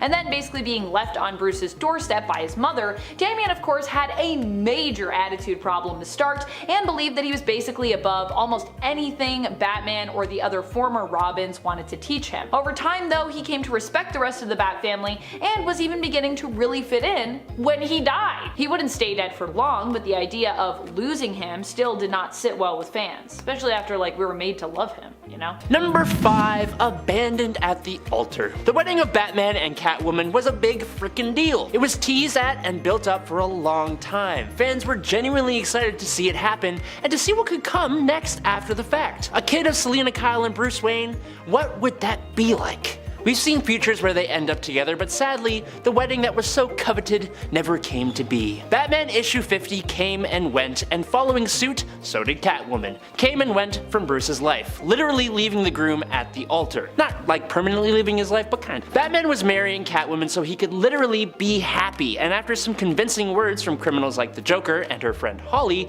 Catwoman believed that if Bruce Wayne was happy, then Batman couldn't be Batman, which, 1, that's depressing as hell, but 2, both the Joker and Holly, alongside Riddler, Gotham Girl, Flashpoint, Thomas Wayne, Batman, and other villains, were working for Bane, who was manipulating events in order to break Batman emotionally and give rise to the City of Bane event. Well, it certainly sent Batman down a path of absolute despair. He became much more drastic with his fighting of criminals, particularly an innocent Mr. Freeze, and he even donned a less advanced version of his batsuit so that he would take more of a beating. Like, come on. The guy's been through enough. Number 4. The non-canonical made canon. One of the weirdest things with DC is how sometimes they just completely leave their stories open to being canon or not, kinda depending on how they're received by fans. And one of the weirdest incidents of this happening is with The Killing Joke. The Killing Joke, written by Alan Moore, was never intended by him to be part of the main continuity. And as far as I know, it kinda isn't really, except for one part of the story, the attack on Barbara Gordon, the pain she suffered, and the result of that attack, her becoming paralyzed from the waist down. Why this was the only thing we chose to keep from this story, I do not know, but the whole idea of it just feels super weird, especially when you consider how brutal and graphic this attack was, where Barbara gets no opportunity to defend herself, having been surprised by the Joker's visit while visiting her dad in her civilian form. This element of the story would change Barbara's life forever, and although I do like Babs as Oracle, and I feel like we were able to actually at least turn it into something good, it feels like she was kind of robbed of, some agency here, especially when you consider the story was never really intended to be incorporated into the canon, and it also still kinda wasn't. Number 3. Maxwell Lord and Ted Cord. I made a rhyme. I think we can all agree that it's incredibly rare to see a mainline superhero taken out of the picture, and if it does happen, it's usually in a huge blaze of glory, or an incredibly tragic moment, or after a long momentous battle with cancer in the case of Marvel's Marvel. So, when Ted Cord was erased from existence thanks to a bullet from a barrel at the hands of Maxwell Lord in the Countdown to Infinite Crisis, it kinda sucked. After following Ted the whole book as he struggles for anyone in the Justice League to take him seriously, while he's correctly on the trail of Maxwell and learning of all his misuse of both the Justice League's files, Batman's Brother Eye satellite, and the OMAX, you'd expect Cord to come out surviving, having a cathartic moment where he finally gets the League's respect or to make a dent in Lord's plans, but instead he gets snuffed out like a tea light candle that never even begun to make the wax melt. It's abrupt, brutal, and it made me legitimately very sad to read it. Number 2. Face Off. One of the most brutal moments that still haunts me to this day, of course, involves the Joker. Because of course he's one of the most twisted and often brutal characters that we have over at DC, I would say. This one comes to us from around the time of Death of the Family. In this story, Joker ended up removing his face in order to reinvent himself. Needless to say, this didn't last forever, but it was a terrifying time, and honestly, I'm not sure how Joker lived after doing this, considering that I'm pretty sure he would have been opening himself up to all kinds of nasty infections. Despite removing his face, Joker would later recover and somehow reapply said face. despite the fact that the face was not well stored in between, cause comics, I guess. Ugh. Number 1. Fridged. This DC Comics brutal moment caused the whole coining of a term and changed the way comic books were written going forward. Green Lantern Kyle Rayner came home one day after doing his superhero thing in Green Lantern issue number 54 from 1994 to find his then girlfriend, photojournalist Alexandra DeWitt, had been very savagely stripped of her life at the hands of the villain known as Major Force. But not only did Major Force take Alexandra's life, but for seemingly no reason, he also stuffed her into the couple's fridge. It was incredibly brutal and served only to give Kyle, the male antagonist of the story, the motivation to reach new heights as a hero, while her character, who was genuinely likable and could stand on her own, was gone forever. This was a trope in not only comics but media in general, that presented viewers and readers with the idea of sacrificing the female love interest for the direct purpose of motivating the male hero, which practically never happened in the reverse. After this comic came out, the trope was finally given a name: fridging, or women in refrigerators, and it changed the way female characters were written in comics for the most part.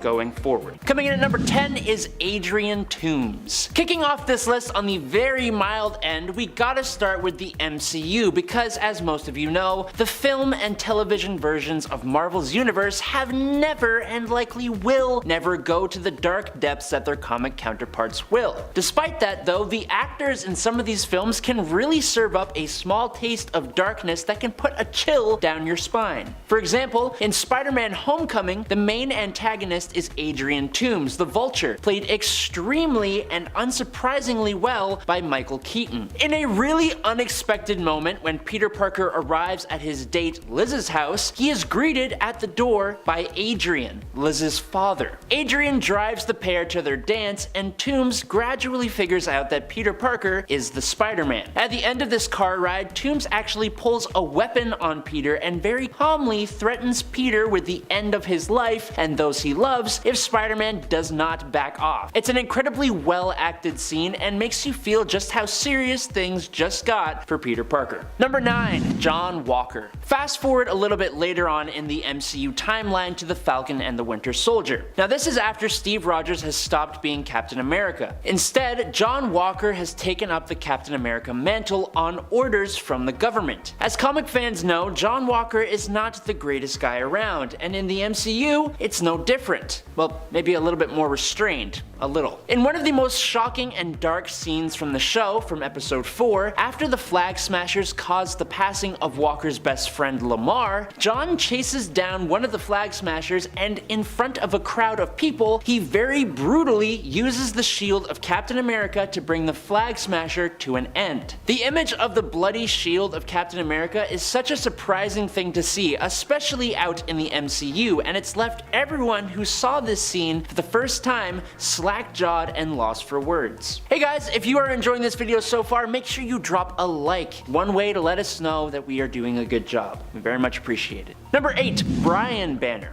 Fans of The Incredible Hulk are well aware of how dark and messed up the character's past is. It's a partial reason that Bruce was able to become the Hulk in the first place. A large part of his darker past has to do with Bruce's father, Brian Banner. Brian was a less than ideal father figure. For starters, because of his job researching atomic radiation, he believed that his DNA was altered and that when Bruce was born, he was some kind of monster because of it. Brian also became jealous of how much attention Rebecca Banner gave to baby Bruce. Brian went pretty much insane, in other words. As some of you know, Brian became responsible for the passing of Rebecca Banner. On the anniversary of her funeral, Bruce was visiting her grave, and Brian, recently released from the mental hospital, arrived. But Brian wasn't cured at all. He attacked Bruce, but all the years of torment had built up inside of Bruce, and in one kick, Bruce threw Brian off balance and he fell backwards, hitting his head off of the gravestone of Rebecca Banner and instantly ending his life. This moment was so haunting to Bruce that he just erased it from his own mind, convincing himself for years that his father passed due to a mugging. Number 7. Spider-Man and Mary Jane. Spider-Man is arguably the face of Marvel Comics, and for good reason too. He's incredibly inspiring, full of hope, and is never one to give up. For all those reasons, when Spider-Man Reign was released in 2007, it was incredibly hard to see an old, tired, and torn down Peter Parker who had pretty much given up. Of all the dark and depressing things in this story, there is one thing that stands above the rest. So, through the course of the story, we learn that Mary Jane, Peter Parker's greatest love interest, has passed away, and he's been hanging on to this memory of her, and that's likely due to the fact that he is directly responsible. Mary Jane didn't pass away because of a villain or Peter failing to save her. Instead, because of the radioactive spider that gave him his abilities, Peter himself was radioactive. Through the years and years that Peter Parker and Mary Jane had been together, Peter's radioactive body had essentially given Mary Jane cancer. We learn this as Peter is hugging her decaying body and bawling his eyes out. It's honestly utterly gut-wrenching. Number 6. Green Goblin and Gwen Stacy. Sticking with Spider-Man, because apparently putting Spider-Man through the ringer is Marvel's speciality, we have Sins Past. In this story, it was revealed that Norman Osborn, the Green Goblin, who was a full-grown man at the time, had actually had an affair with the teenage Spider-Man's other love interest, Gwen Stacy. Not only that, but Norman actually knocked her up with twins. Norman whisked Gwen off to France so that she could give birth, but filled with guilt, Gwen decided to come clean and tell Peter Parker everything.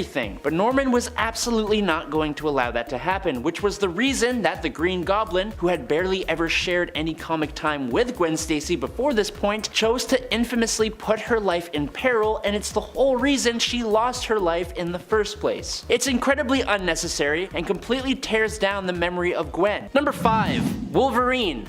Why are you so weird? Look, I'm gonna get into all the weirdness that is the Ultimate Universe Wolverine in a sec, but one thing that kind of immediately sticks out is how this version of Wolverine seems to repeatedly swing for ladies that are a little below his age bracket, or like a lot below. And always redheads, which I guess kind of checks out from the 616 version too. Jean Grey, Firestar, and the one we're talking about today, Mary Jane Watson. In Ultimate Spider-Man number 66, Wolverine and Peter Parker end up switching bodies after Wolverine makes some unwanted advances on the teenage Jean Grey, who psychically swapped their bodies. I don't know why she did that, but she did it. Wolverine finds some drawbacks, but apparently they pale in comparison to the perk that is the teenage Peter's girlfriend, Mary Jane. Wolverine tells MJ that he, in Peter's body, doesn't need to go to school, while also making some crude advances towards her as well. It comes off as kinda creepy and really cringy. Number 4. Wolverine.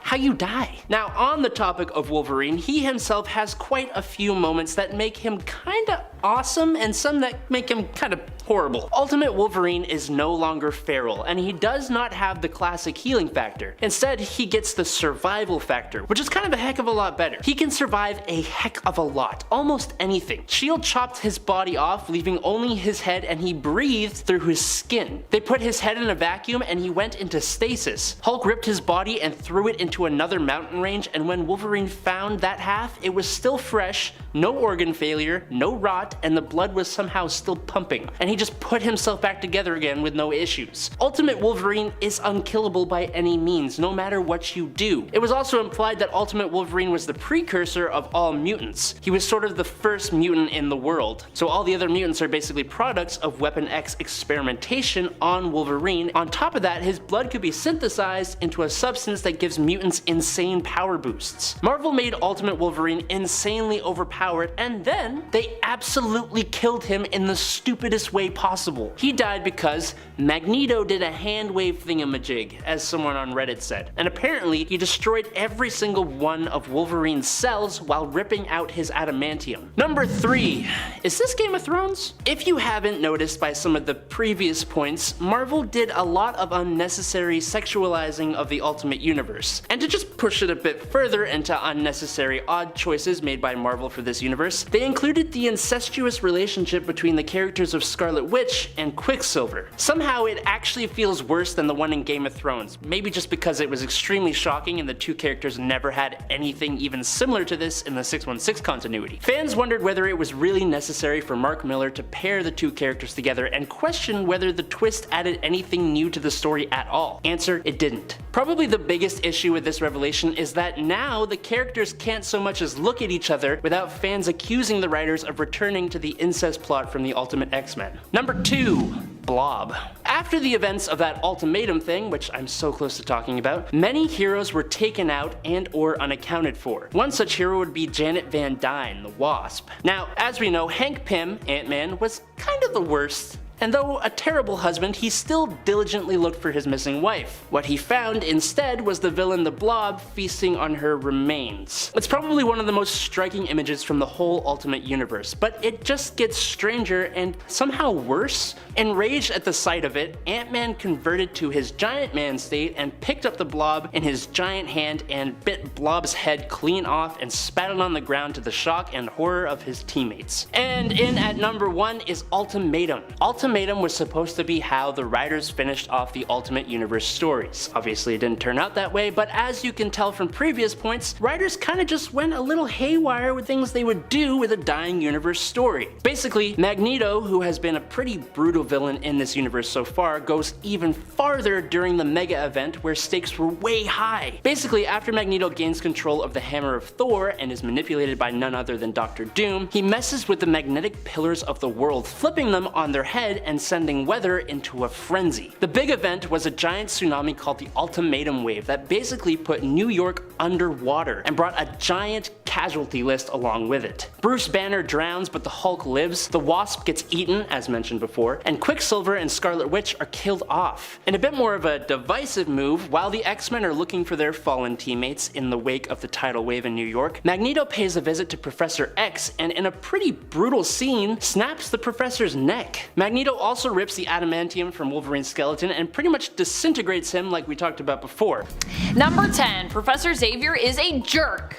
While actually kind of juvenile in terms of its context, Kitty Pryde's famous splash page line in issue 168 of Uncanny X-Men has actually been pointed to multiple times for many different reasons. Turns out in a lot of ways that she didn't yet know, Kate was really right. But for this issue, the context of Kitty calling Professor X a jerk actually has to do with the fact that he decided to move her onto his training team, the New Mutants, instead of keeping her on the X-Men. Illyana, aka Magic, however, is quick to give Kitty some insightful perspective after listening to her rant for days on end. Illyana tells Kitty as her friend that she does feel that Kitty is overreacting and literally proving Xavier's point by being so childish in response to his judgment. She also reminds Kitty that while she is constantly bemoaning and complaining, that Illyana herself has had it way worse, having been trapped in limbo for most of her childhood. Suddenly feeling guilty for constantly complaining to Illyana, who definitely has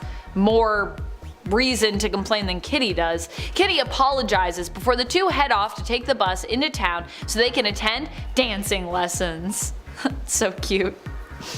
And friends, before we move on to our next spot on this list, if you love what we do here at Top 10 Nerd, and if you love really weird moments in comics that make us go, huh? Or, ah? Then be sure to show us you love us by giving this video a thumbs up. Number 9. Hulk, make me a sandwich. In Avengers Assemble issue number 9, Iron Man and Bruce Banner make a bet as to who can investigate the goings-on of a Russian research camp up in Antarctica. When Spider-Woman is asked to join Tony's team, she decides instead to team up with the Hulk.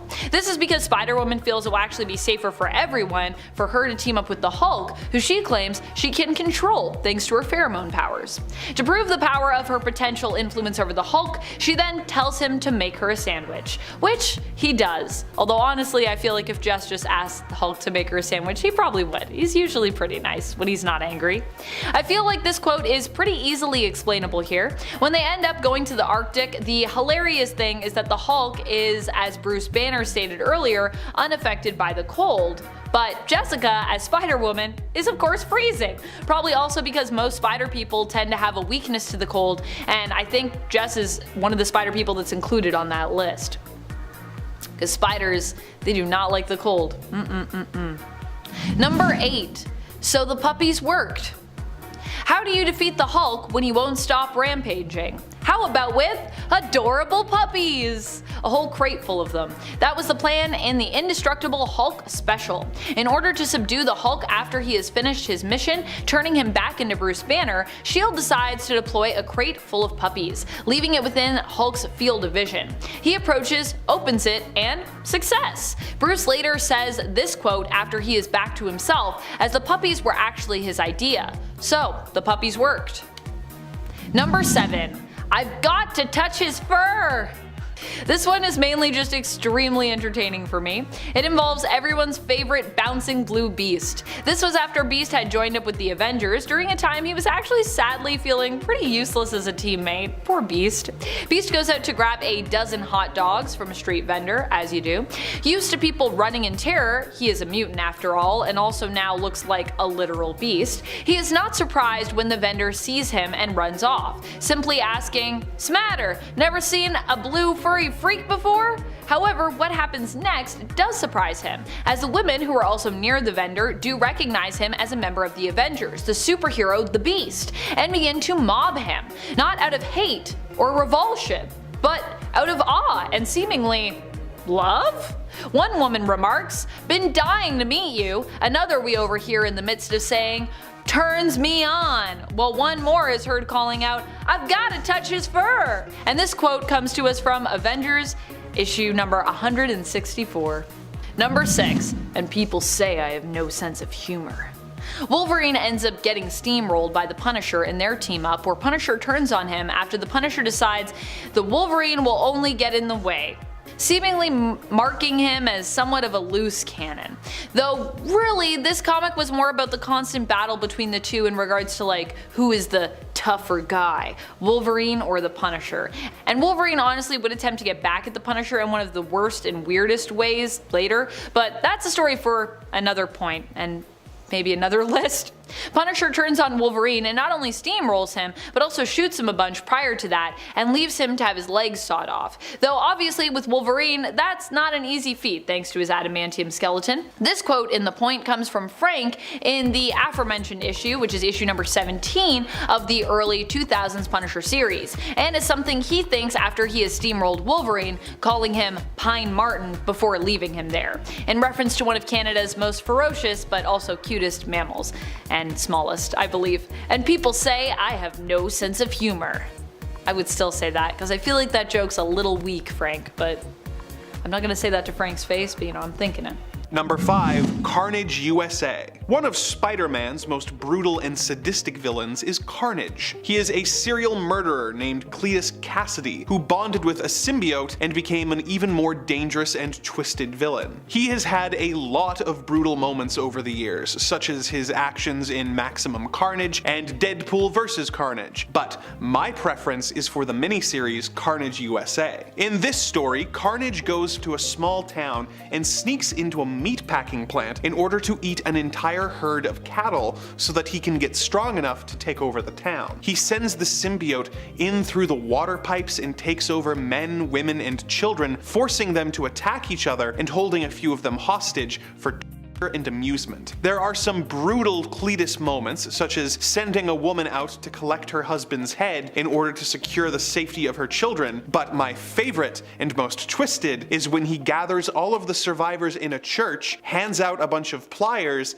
and demands they pull out their own teeth in exchange for his mercy. Number 4. Deadpool kills the Marvel Universe again. In Deadpool Kills the Marvel Universe, Deadpool became aware of his status as a fictional character and lost his mind, going on a brutal kill streak that resulted in all the Marvel heroes and villains getting dispatched in cruel and unusual ways. A few years later, in the sequel, we got to see a Deadpool from another world do the same thing. On this Earth, Deadpool is put under mind control by the villains of the Marvel Universe and tricked into going after his friends. What makes it even more disturbing than the first for me was the fact that while he's attacking the heroes, he is living a fantasy in his head that makes him think think that he is going on lighthearted adventures with his friends. This is especially true of his encounter with Spider-Man while bonded with the Venom symbiote. In his mind, Deadpool and Spidey are entered into a pie-eating contest against the Blob in order to win money for charity. In reality, he's actually feasting on Spider-Man's brains. It's more brutal due to the lack of agency he's given in his story and the devastating consequences that it holds. Number 3, the Ultimatum Wave. The Marvel Ultimate Universe was a wild ride. It gave us Miles Morales as well as the romance between Scarlet Witch and Quicksilver, so it makes sense that they would also give us some of the most bizarre and extreme Marvel stories. In Ultimatum,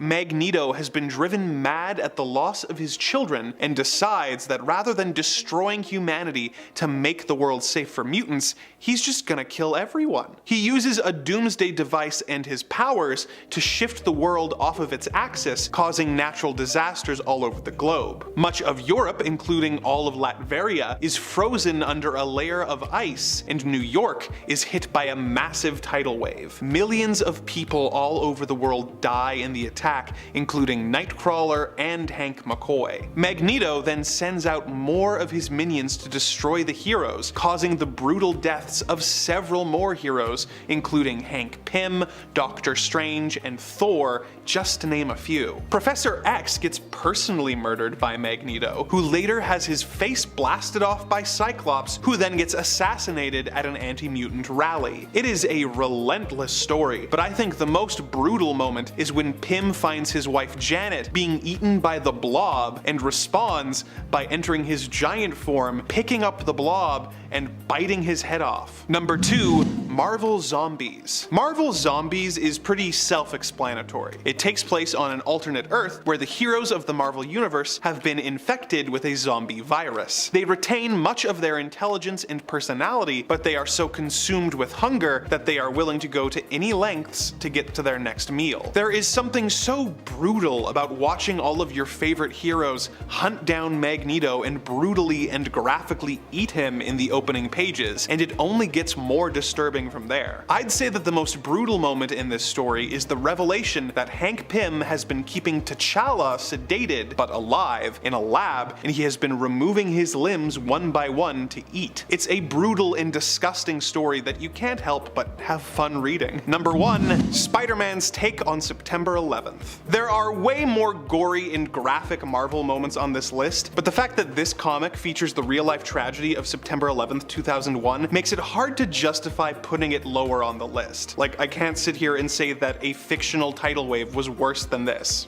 Anyways, this issue of Amazing Spider-Man was released a month after the tragedy and opens with Spider-Man surveying the devastation as civilians ask him why he didn't stop the attack. The book is kind of a mixed bag with the benefit of hindsight, with devastating moments like a little boy lost in the rubble looking for his dad, but also features moments like Doctor Doom crying at the sight of the devastation, as if he hasn't tried to do this exact same thing multiple times. I have mixed feelings about whether this book should have been made so soon after the real life events, but wherever you land, it's hard not to describe the events depicted as pretty brutal. Number 10, Galactus. The thing to remember about the Ultimate Universe is one of its mission statements was to offer a different look at the Marvel world that was more grounded in reality. Well, there were a few things they were trying to do, but this was one of the things among them. They also wanted the Ultimate Universe to be a stark contrast to the main continuity, and it seemed to favor more of a gritty or edgy take on Marvel canon, and it aimed to eliminate the unapproachable elements of Marvel comics by making sure stories weren't bogged down by years of established history and continuity for characters and events. Which means that when you go to a comic shop, anyone that walks into that comic shop can pick up an Ultimate comic and be like, I know what's happening. This is easy. When it came to Galactus though, the reason he really had to be changed is because the idea of a cosmic giant with a weird hat who eats worlds in the Ultimate Universe, it's kinda silly. It doesn't feel very grounded in reality, does it? Instead, they turned Galactus into Galactus, a drone army that devours worlds as a massive group of city-sized robots flying around space. Which honestly, might also be more terrifying than the original version of this character. Galactus has since merged with the original villain of 616, Galactus or Galen, so now it does look like a giant Galen still, which is a little unfortunate, but this also made the entity more powerful between both worlds, so still pretty scary, even though now kind of ruined the whole, getting rid of the silliness look. That's what happens when the Ultimate Universe dissolves and is folded back into sort of the main continuity. Number 9. Sue Storm and Ben Grimm. Sue Storm and Ben Grimm aren't generally the most shipped couple in the Marvel Universe, but that simply might be because Reed Richards is in their way. In the Ultimate Universe of Earth 1610, one of the cutest and most endearing relationships is actually the one between the two FF members. Here, Reed still held a flame for Sue, but when he proposed to her following Ultimatum, Sue, instead of accepting like in 616, actually said, "Nah, I'm gonna pass on that." This was part of what really messed up Reed, but also helped to bring Ben and Sue even closer, allowing a romance between them to blossom. In the Ultimate Universe, Ben and Sue get married, and they even have a daughter together. And friends, before we head on to our next spot, if you are loving this list and you're loving our content here on Top 10 Nerd, be sure to head on over to Facebook where you can follow us, and where we'll have lots of fresh, cool things coming your way soon. So check it out so you're there first. Number 8. Death of Spider-Man. Well, the death of Spider-Man, the first time around, felt a little rough and brutal. When we took a second swing at it with Brian Michael Bendis building the narrative and giving it room to breathe, it actually ended up being one of the most powerful moments within the existence of the Marvel Ultimate Universe. Peter Parker as Spider-Man is a character you never expect to die, which is what makes it so shocking and painful when it happens, and it feels extremely permanent. Fortunately, or unfortunately, depending on your take, we would learn later on that Peter actually was able to survive thanks to his powers' ties to the Oz formula. Still, Peter would basically decide to keep his resurrection and secret immortality a secret, and pass the torch of Spider-Man officially on to Miles Morales, who in the Ultimate Universe, and now also in Earth 616, is also Spider-Man. Number 7. Kitty Pryde and Peter Parker. Kitty Pryde and Peter Parker on paper kind of seem like a weird couple, but in the Ultimate Universe they really worked well together. In fact, I think Peter might actually be one of my favorite picks for Kitty in terms of relationships that we've had so far. Although I'm still holding out for Magic. I'm still holding out for Ilyana and Kitty to get together. Let's do it. Possibly, I actually like this relationship better than even that of Colossus and Kitty. At least that's my take. That's a very personal opinion, and I'm sure, it's a preference or not for folks. So if you out there are Colossus and Kate shipper, that's fine. You can do that too. Together, the pair not only had fun as teenagers, but they also teamed up to fight crime, which was pretty cool. Sadly, their relationship did not last forever, and the pair did break up after Peter realized that he really wanted to be with Mary Jane instead. Ooh. While he would also seemingly die young, Kitty would still remember him fondly even as she grew up, lingering on what could have been if they had stayed together. Although she'd never confess her thoughts and dreams about their hypothetical life together. She kept those to herself. So sad. Number 6. Thor. Thor is another fascinating take on a character we feel we know so well. Although in the end, Thor did turn out to be Thor Odinson, son of Odin, who was made to forget his true identity on Earth. For a good while, we weren't so sure that was the case. Also, saying Thor Odinson, son of Odin, is such a weird thing to say because you're kind of saying Thor, son of Odin, son of Odin. The reason why we were so eager to believe that, hey, maybe Thor isn't actually Thor, is that the Ultimate Universe was touted and marketed as being a fresh take and less bogged down continuity-wise to that of Earth 616 and their characters. So we were like, hey, maybe they are reinventing this status quo. Thor initially appeared to be a delusional man who believed he was Thor, but was kinda like out of his mind. For his power, he heavily relied on weaponry and his suit to produce thunder and lightning, which allowed him to appear godlike. However, in the end, we learned that Thorleif Goldman really was Thor Odinson, but had been manipulated into forgetting his true identity more clearly. The character design alone here is enough to make Ultimate Thor one of my favorite things about this universe. Number 5. Aunt May forgets to knock. Speaking on people walking in on people. Later on in their comic book history, MJ and Peter wouldn't just be friends or even dating, they would actually end up married for quite a long while. However, just because they were married didn't mean that Aunt May always remembered to respect their privacy and knock when they were alone together in a bedroom. Case in point in Web of Spider-Man issue number 50, when she decides to bring them up some warm hot cocoa to warm their bones on a cold winter's night, only to find out that they are already busy warming their bones. Number 4. Miles getting Gwen's hair stuck on his hand. If you haven't seen the totally awesome and award-winning animated Into the Spider-Verse film, well, pause this video and go do that and then come back. But if you have, then you surely remember the scene not too long after Miles Morales discovers he has powers and winds up in an extremely embarrassing situation with Gwen Stacy, his crush. You see, Miles' uncle told him to try this totally slick move on his crush where he puts his hand on her shoulder and be like, hey.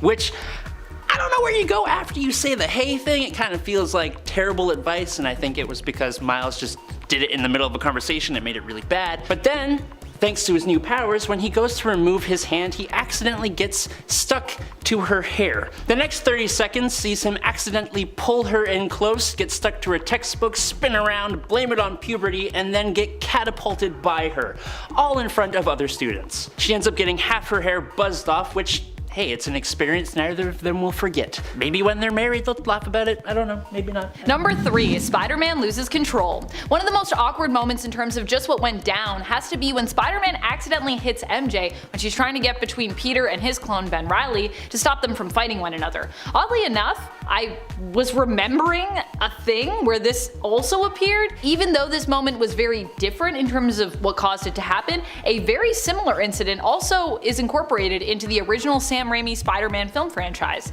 In this case, MJ tries to stop Peter from beating up on a bouncer at the nightclub that she works at. In the comics, Peter and Ben both go to run some tests to figure out who is the clone and who is the original between them, when Peter learns that Ben is supposedly the original, and he freaks out. He begins wailing on Ben, and Mary Jane breaks free to attempt to break up the fight, calling out to her husband, "Stop it, Peter, for the love of God! Stop, you're killing him!"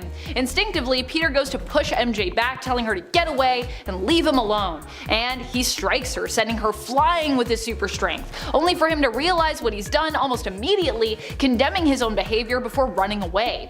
In Spider-Man 3, it goes down similarly, with Peter running away even following this encounter, and MJ calling out, "Peter, stop it," which is also very similar. Number 2, Spider-Web underwear. In The Amazing Spider-Man from 2014, after Spider-Man had a bit of a body swap with a certain villain, he got into a fight that had all of his costume, minus his mask, zapped off. Like, all of it, down to his birthday suit.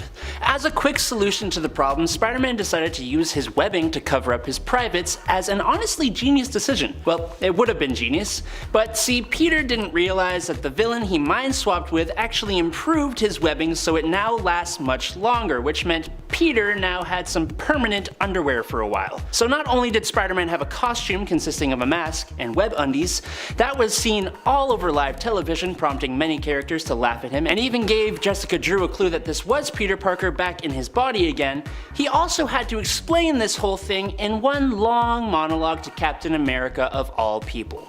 Oh, Peter, you never cease to amaze. Number 1, trapped in Dr. Octopus's mind. At one point in the comics, we get the awesome weirdness that is Superior Spider-Man, which is basically when Otto Octavius, aka Dr. Octopus, takes hold of Spider-Man's body. However, this happens as the result of a body swap, which Peter is tricked into, which means that Peter Parker, aka Spider-Man, has his consciousness end up in the failing body of Otto Octavius, who at that time was dying. While trapped in Otto's mind, Peter ends up reliving some of Otto's memories, namely an extremely intimate and weirdly romantic moment that happened between Otto and Aunt May when the two were engaged to be married. Although they never ended up married, apparently they still sealed the deal, if you know what I mean. Which means that Peter got a front row seat to an intimate interaction that he'd rather have never known happened. And, you know, he's in Otto's body in that memory, so. Coming in at number 10 is Zur-En-Arrh. The Batman of Zur-En-Arrh was introduced in 1958's Batman number 113 as Tlano, who protects a faraway planet in a red, yellow, and purple Batman-inspired suit. While a dazed Batman pilots the Batplane over Gotham City one night, he finds himself transported to the world of Zur-En-Arrh by Tlano. Bruce helps Tlano fight off alien invaders with Superman-like powers, and it's transported back to Earth. Now, fast forward to Grant Morrison's run on Batman, and the whole adventure was revealed to be a hallucination caused by an isolation experiment on Bruce Wayne by the villain Dr. Simon Hurt, with Zur-En-Arrh being derived from Bruce Wayne mistaking his father's last words, Zorro in Arkham, the film they had just watched before his parents were brutally snatched away from him. Using the trigger phrase, Dr. Hurt broke Bruce's mind and left him on the streets of Gotham. However, Bruce had developed a backup personality to bring the fight back to Dr. Hurt,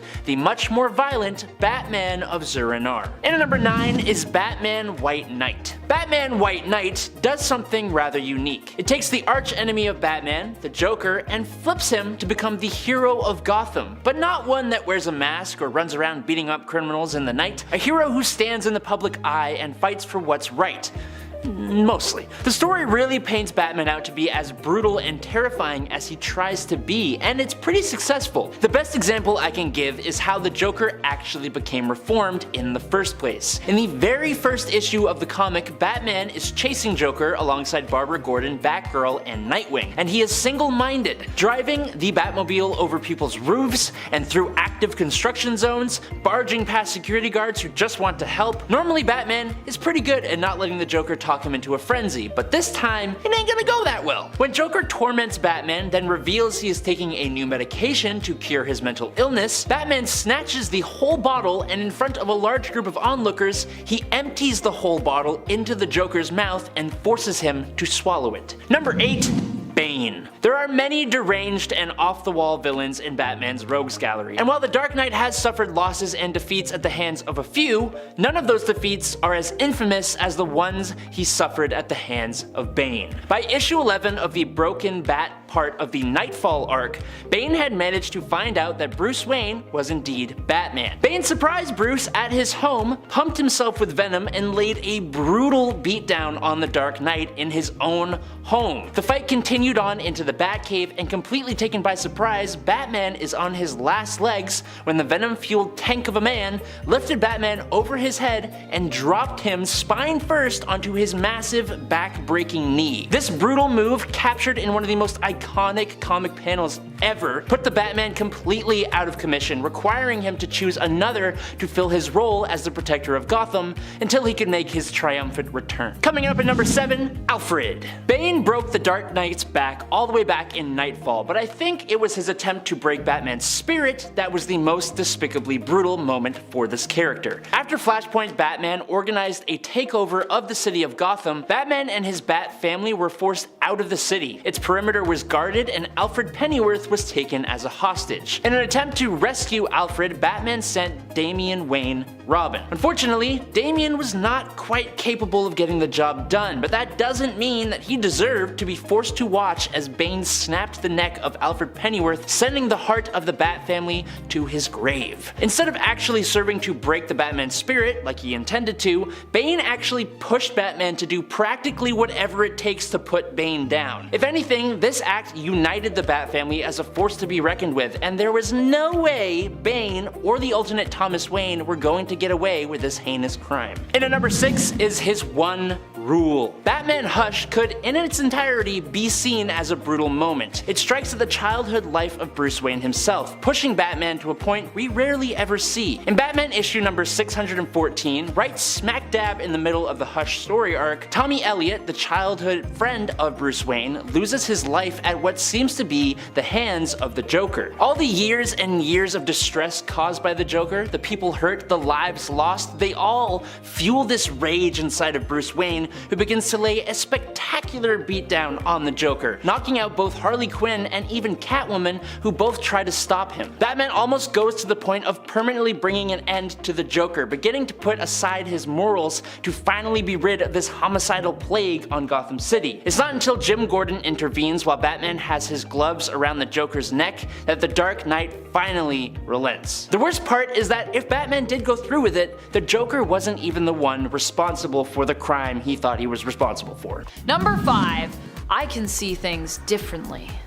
Well, we may now know that the Hulk is immortal, as was confirmed in Immortal Hulk. Before we knew that, Bruce was confirmed as being killed and dead. Also, it has been said before that although Hulk is immortal, Bruce Banner isn't. This all went down during Civil War II. What a strange event in and of itself. Clint Barton was under the impression that Bruce Banner was about to transform after a collection of heroes had shown up to accost him for basically potential future crimes he might commit as Hulk. We later learned that Clint had promised Bruce to take him out if he was ever going to transform into Hulk again. In fact, Bruce even presented Clint with the ammo needed to successfully deal the kill shot with his bow. The interrogation of Clint in Civil War II, issue number 3, also has one of my favorite lines. When questioned about how Bruce had not yet transformed and why Clint even fired in the first place, he responds, "I see things differently. My sight is more acute. It's why I'm such a good shot." What does that mean? Clint has super sight, confirmed. Number 4, interdimensional apertures. Cyclops' powers aren't that weird, as long as you don't think too much about it. Most people would likely assume that Scott Summers has lasers for eyes, which might have been true if we hadn't gotten an in-depth explanation on how his powers work.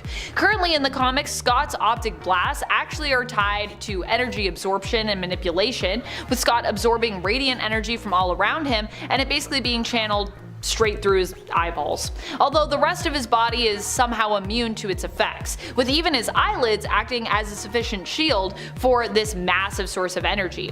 However, before that, Cyclops' powers were actually explained as being portals to another dimension that was filled with unlimited energy. Yeah, that's where the quote in this point comes from. Cyclops' entry in the official handbook of the Marvel Universe from 1983, before it was changed to then be it's their portals, but also it's the energy absorption, and now I think we're just on energy absorption, but mostly we just don't talk about it.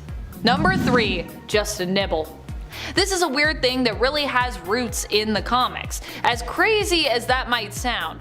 In New Avengers Annual number 3, Clint Barton ends up being apprehended by the Dark Avengers, which honestly probably couldn't come at a worse time for him. At this point in the story, Clint Barton, usually known as Hawkeye but currently known as Ronin, decided to try and expose Norman Osborn, the then head of Hammer, which had replaced S.H.I.E.L.D. and leader of his own Dark Avengers, for the monster that he is. When that failed, Clint abandoned his own team to try and take Norman out by himself. Unfortunately for Clint, this failed and he ended up captured by the Dark Avengers. Norman decides to question Clint, but first, of course, he must strip him down and tie him to a chair.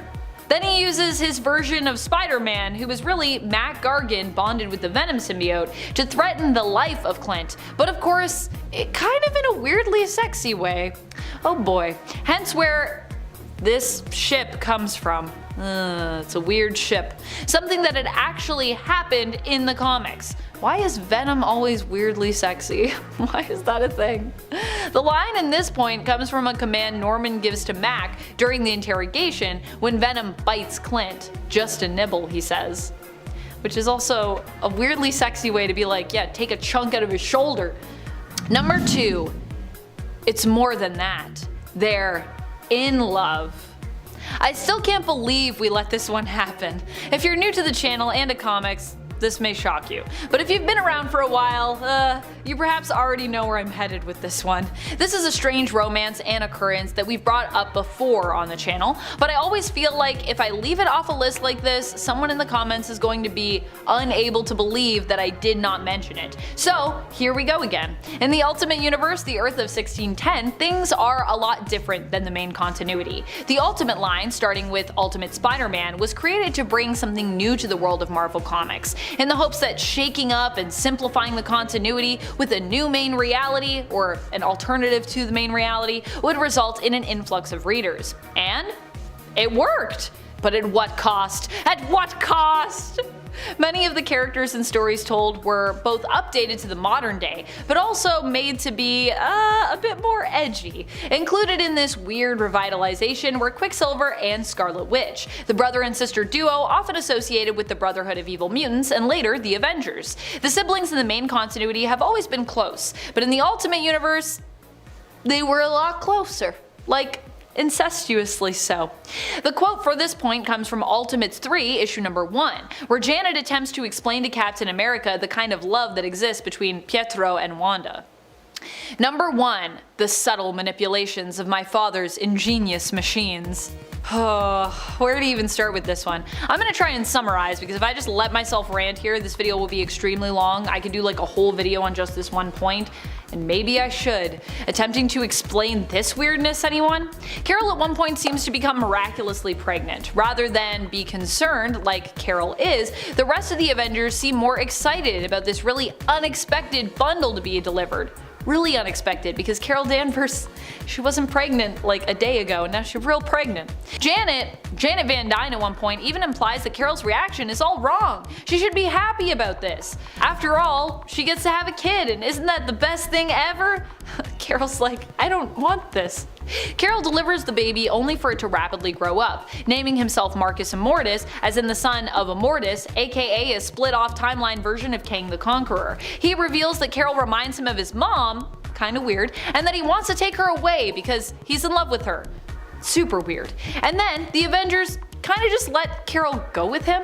Oh, and we also learned that Marcus kidnapped Carol and was the one to impregnate her in order to use her body to escape the dimension he was trapped in and then journey to Earth, because then he could be reborn there and then it would be cool. But it didn't work because everything went weird. So she literally gave birth to her own offender. Yikes. The quote from this one is from issue number 200 of the Avengers, when Marcus explains how his father seduced his mother years ago, who happened to look just like Carol, which is also super weird. Coming in at number 10 is Injustice. Some of the best Superman stories have to deal with the Man of Steel going to the dark side. Ultraman, Superboy Prime, Superman Red Sun, all fantastic takes on the character, but, and this is an arguable point, the darkest and most shocking of these is Injustice. Sure, Injustice is based off of the Mortal Kombat-like video game, but it's just dark from the get-go. Thanks to the Joker, Superman is tricked into taking the life of both Lois Lane and their future. He then plunges his hand straight through the Joker's chest, just cementing the fact that he has gone overboard. But if that weren't enough, it's the way he dispatches the heroes who used to be his friends that will really get you. Burning Martian Manhunter alive and using his heat vision on Shazam's eyeballs are just two of the worst ones for me. Number 9. Frank Miller's work. Frank Miller wrote the groundbreaking comic The Dark Knight Returns in 1986, and it was truly something. While it was dark, it just offered up an amazing story and some crazy awesome scenes that people never knew they wanted. But it hurts a lot to say that its success unfortunately led to sequels. These sequels dropped in quality, both in storytelling and especially in art, but they ramped up the insanity. We had a Robin who had been completely neglected by Batman and went absolutely insane, and in another moment Wonder Woman and Superman end countless lives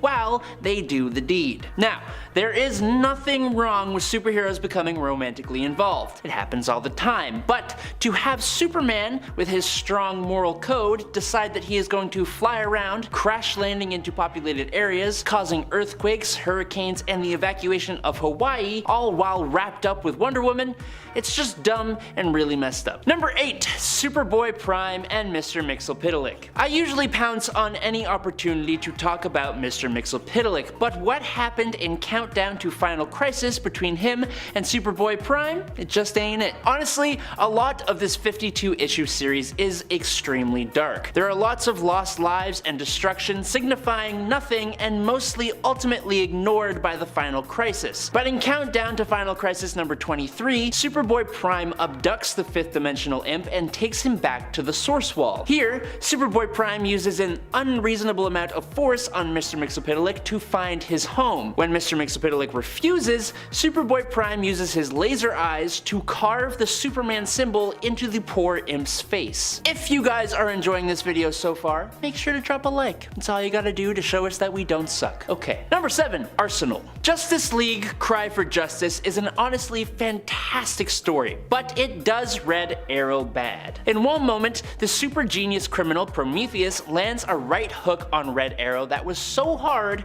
Arrow's right arm detached from his shoulder. This was bad enough, but Prometheus also orchestrated the events that led to the passing of Red Arrow's daughter, Leon. After these events, he became Arsenal, got a cybernetic arm, and also fell back into a substance problem that he had. One time, under the influence of the stuff, he thought he was protecting his daughter from 5 versions of the villain Prometheus, but in reality, he was just beating up some random people in an alleyway, and his daughter was actually a no longer alive stray cat. Batman showed up to beat some sense into Arsenal, but the damage was done to both Arsenal's psyche and readers' memories. Number 6. The Woman in the Refrigerator. Green Lantern stories aren't usually known for their darkness, but in Green Lantern Volume 3, number 54 from 1994, Kyle Rayner came home one day and found that his girlfriend, Alexandra DeWitt, had been extremely ruthlessly removed from life by the supervillain Major Force and then stuffed into their refrigerator. Kyle, sufficiently motivated by anger and regret, ended up stopping the bad guy, but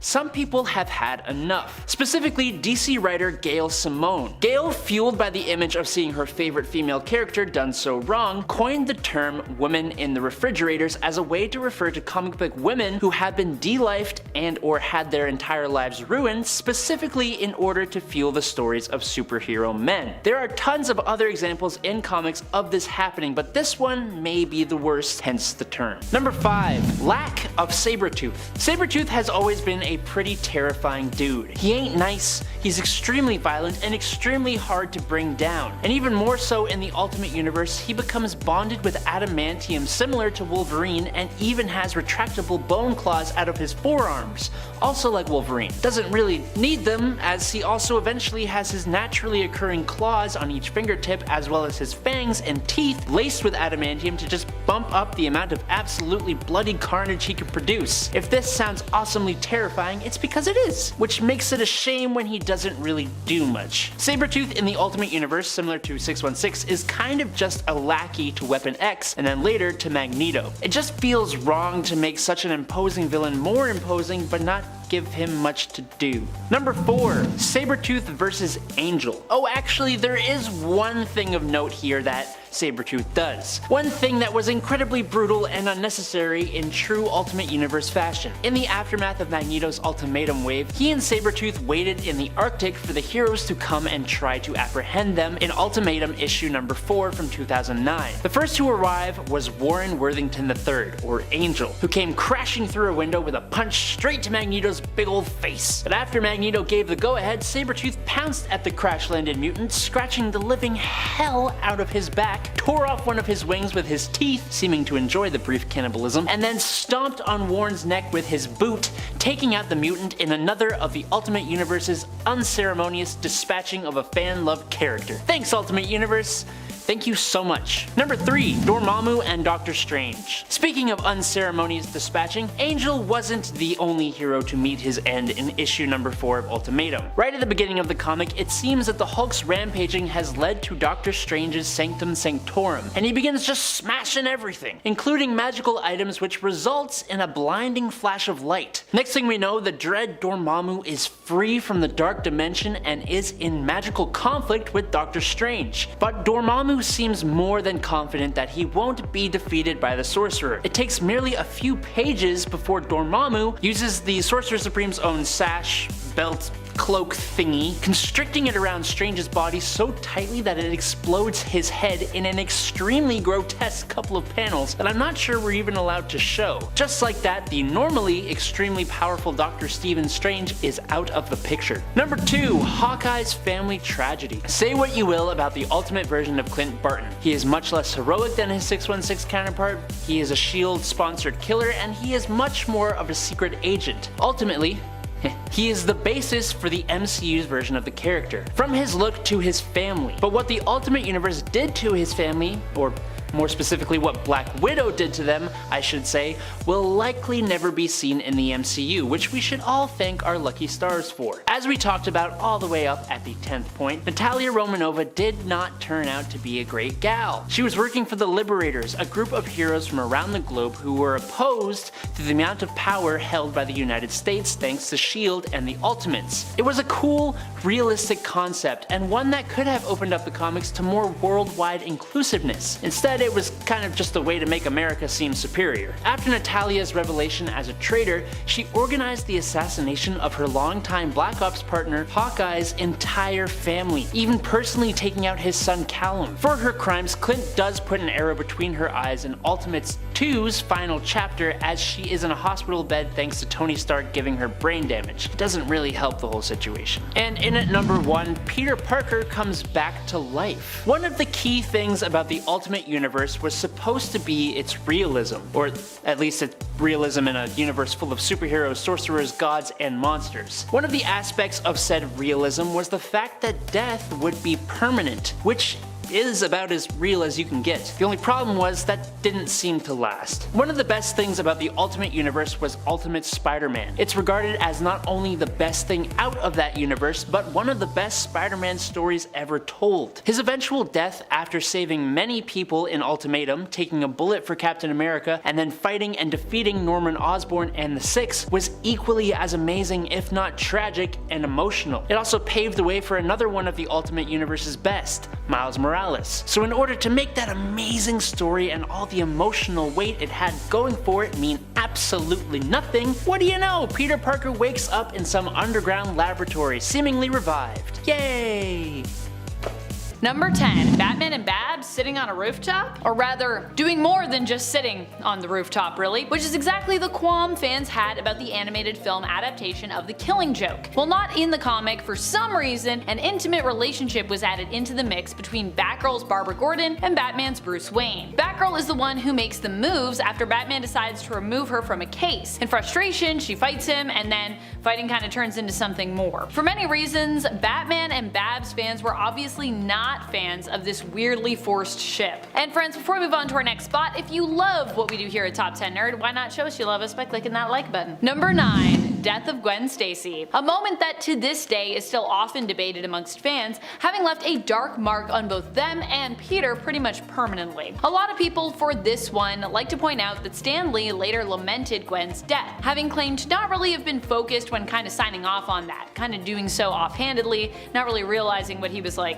checking off before it went through. For many, they believe that Gwen was the one that Peter was meant to end up with, not with MJ, and that she simply suits him better. So the loss of her character was not only a tragedy for Spider-Man, but also all the fans that shipped the two of them together. Rest in peace, Gwen. Of course, I'm very much pro Mary Jane and Peter, so I'm not mourning it too much, but Gwen was a cool character. That's okay, we have alternate reality Gwens, so yay. Number 8, New 52. This is kind of a big one, because New 52 included pretty much everything in the DC universe, but this was a continuity reset that left a lot of people divided, especially when it came to superheroes and how they were changed by this new continuity. Some were completely rebooted, while others had their backstories modified somewhat, but many storylines were disrupted by the change, while some weirdly kind of just continued on. This is a very confusing time. Mostly, the main complaint was that it was a confusing time, and many of the changes divided fans, with some absolutely loving them and others absolutely hating them. Number 7, Sins Past. Sins Past has to be one of the most ick storyline moments in existence. It was a story that made canon an affair that supposedly happened between Gwen Stacy and Norman Osborn. Of course, this affair would later be thankfully re-retconned out of existence, but this story still gave us some of the worst moments that exist in relation to the relationship between Gwen and Peter. Gwen apparently slept with Norman and conceived twins. The twins were born in secret in Paris, and their existence was kept a secret from Peter for many years. Norman in fact made the kids believe that they were Spider-Man's children, and that Spider-Man was actually to blame for the death of Gwen, which may or may not actually be true. But I think the worst part of all from this story is when Peter finds out this dark truth about Gwen and her children. His reaction involves lamenting the fact that he wasn't Gwen's first. Peter, please. Like all of that, and Peter's like, why this thing? It's like, dude, why is that the part you're upset about though? What about these secret twin babies? That would be the first thing I'd be like, wait, my partner had secret twin babies? I didn't know about this till now. Number 6, Jason and Babs sitting in a tree? Not something any of us expected to get in Three Jokers, and definitely not anything I really wanted, I think. But hey, it's something we got anyways, as I guess a bonus? In general, Three Jokers was a highly debated series when it came to whether or not people actually enjoyed it. For me, I loved it, and I thought, just based on the art alone, it was pretty much well worth the wait, and we waited a long time for this book. The story was emotional, tense, mysterious, and exciting. Also, that raccoon, oh my gosh. But there were things that even I was not a fan of in here, and this was one of them. Partway through the story, Jason Todd once more is attacked by the Jokers. And yes, I do mean plural. I mean, it is called Three Jokers. You probably know what I'm talking about if you've read it, but if you haven't read it, you should go read it. It's really good. Babs gives him a place to stay and helps to nurse him sort of back to health afterwards. And it's during this time that the two bond. Now, while Babs is clearly coming from a place of, being a friend and kind of like a sister to Jason, caring for him and bonding over their shared trauma revolving around the Joker, Jason gets some other ideas for what could be between them. He actually attempts to basically put the moves on Barbara, but is ultimately rejected by her. At the end of the story, he also, even though he was already rejected, decides to leave her a note, basically declaring his feelings for her. Fortunately, the note does not end up getting delivered, instead being literally swept away. Probably for the best, to be honest. Number 5, Hulk, The End. Well, I found Punisher, The End to be kinda bad and immature, despite trying really hard to be mature, I really like the Hulk the End story. In this book, the world has come to an end after a nuclear war, and all of humanity has died off, save Bruce Banner, who is now over 200 years old. He wanders the world by himself, wanting to die, but being unable to, as the Hulk wants to continue being the strongest one there is. The only creatures that have survived are giant mutated swarms of bugs, who chase and devour the Hulk, always leaving him a mutilated mess on the ground before leaving him to heal. This continues for years until Bruce realizes that he is the modern Prometheus, who brought fire to the people of Earth from the gods and was punished by being left alone to be consumed by birds. Bruce finally passes, leaving the Hulk to wander the wasteland completely alone for all time. Number 4. Marvel Zombies: Dead Days. In Marvel Zombies, we are shown a world where all of the Earth's heroes have been transformed into flesh-eating zombies who are trying to find more humans to consume to sate their seemingly unending appetite. In the one-shot comic Dead Days, we are shown the last days of the human race, as well as our favorite heroes becoming the cruel monsters we know from Marvel Zombies. There are some brutal and disturbing moments, such as Spider-Man turning and eating Mary Jane. Okay, Kevin will appreciate this.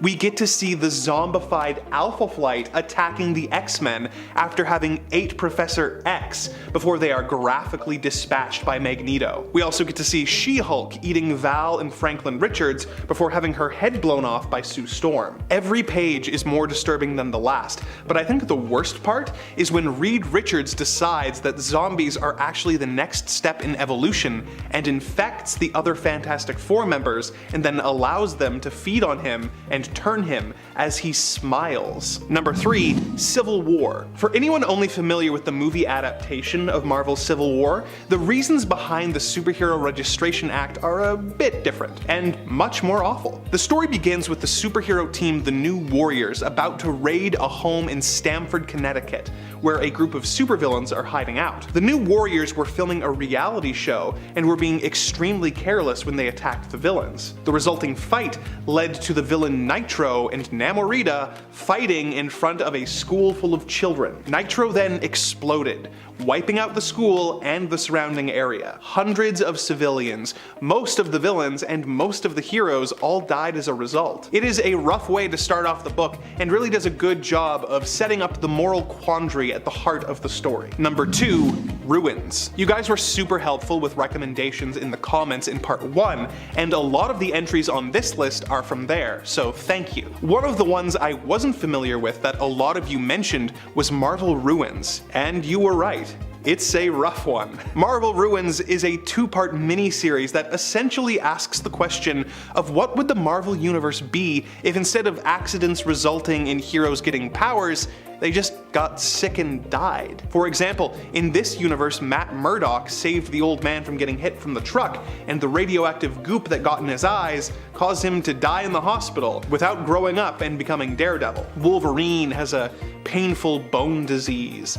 Captain America introduced Nick Fury to cannibalism at some point. Jean Grey is a teenager selling herself on the street before being killed by Fury, who then takes his own life. Okay, Kevin is gonna be so thrilled. We even get a brief look at Alpha Flight's Aurora and North Star, who are homeless, naked, and starving on the streets. Everything is awful. But my favorite bit comes from issue 2, where it is revealed that when Peter Parker was bitten by the radioactive spider, it gave him a deadly and contagious radiation disease that is spreading among the population. The book is relentless. There's not really much of a story thread other than what if everything sucked? And it answers that question in great and brutal detail. Number 1. The Death of the X-Men. The Old Man Logan story takes place on an Earth where the villains finally got organized and teamed up to take over the world, under the command of the Red Skull. The book is filled with disturbing ideas and moments, such as Hulk having an evil gang of Hulk children with his cousin She-Hulk, but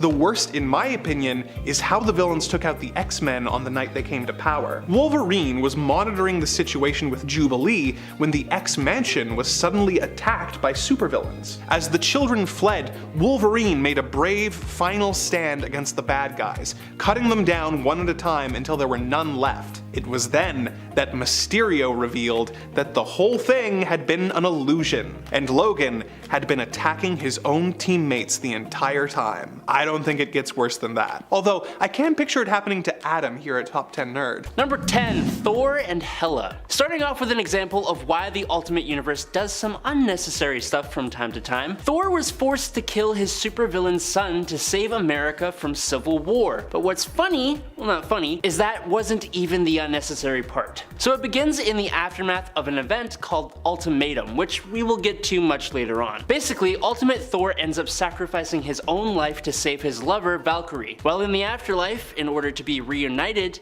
with and save Valkyrie, the goddess Hela makes Thor fight a whole army of undead soldiers, which he does. But then Thor asks what else he needs to do, and this goddess just starts undressing herself and demanding that Thor gives her a baby. Which, of course he does, and it doesn't even save Valkyrie. This comes back later with the child, Modi Thor's son, being raised by a much more villainous Loki, feeling abandoned and seeking revenge, trying to turn America into a new Asgard while wielding an Infinity Stone and forcing Thor to eventually strike down his own evil son. Number 9. Look what they did to my boy!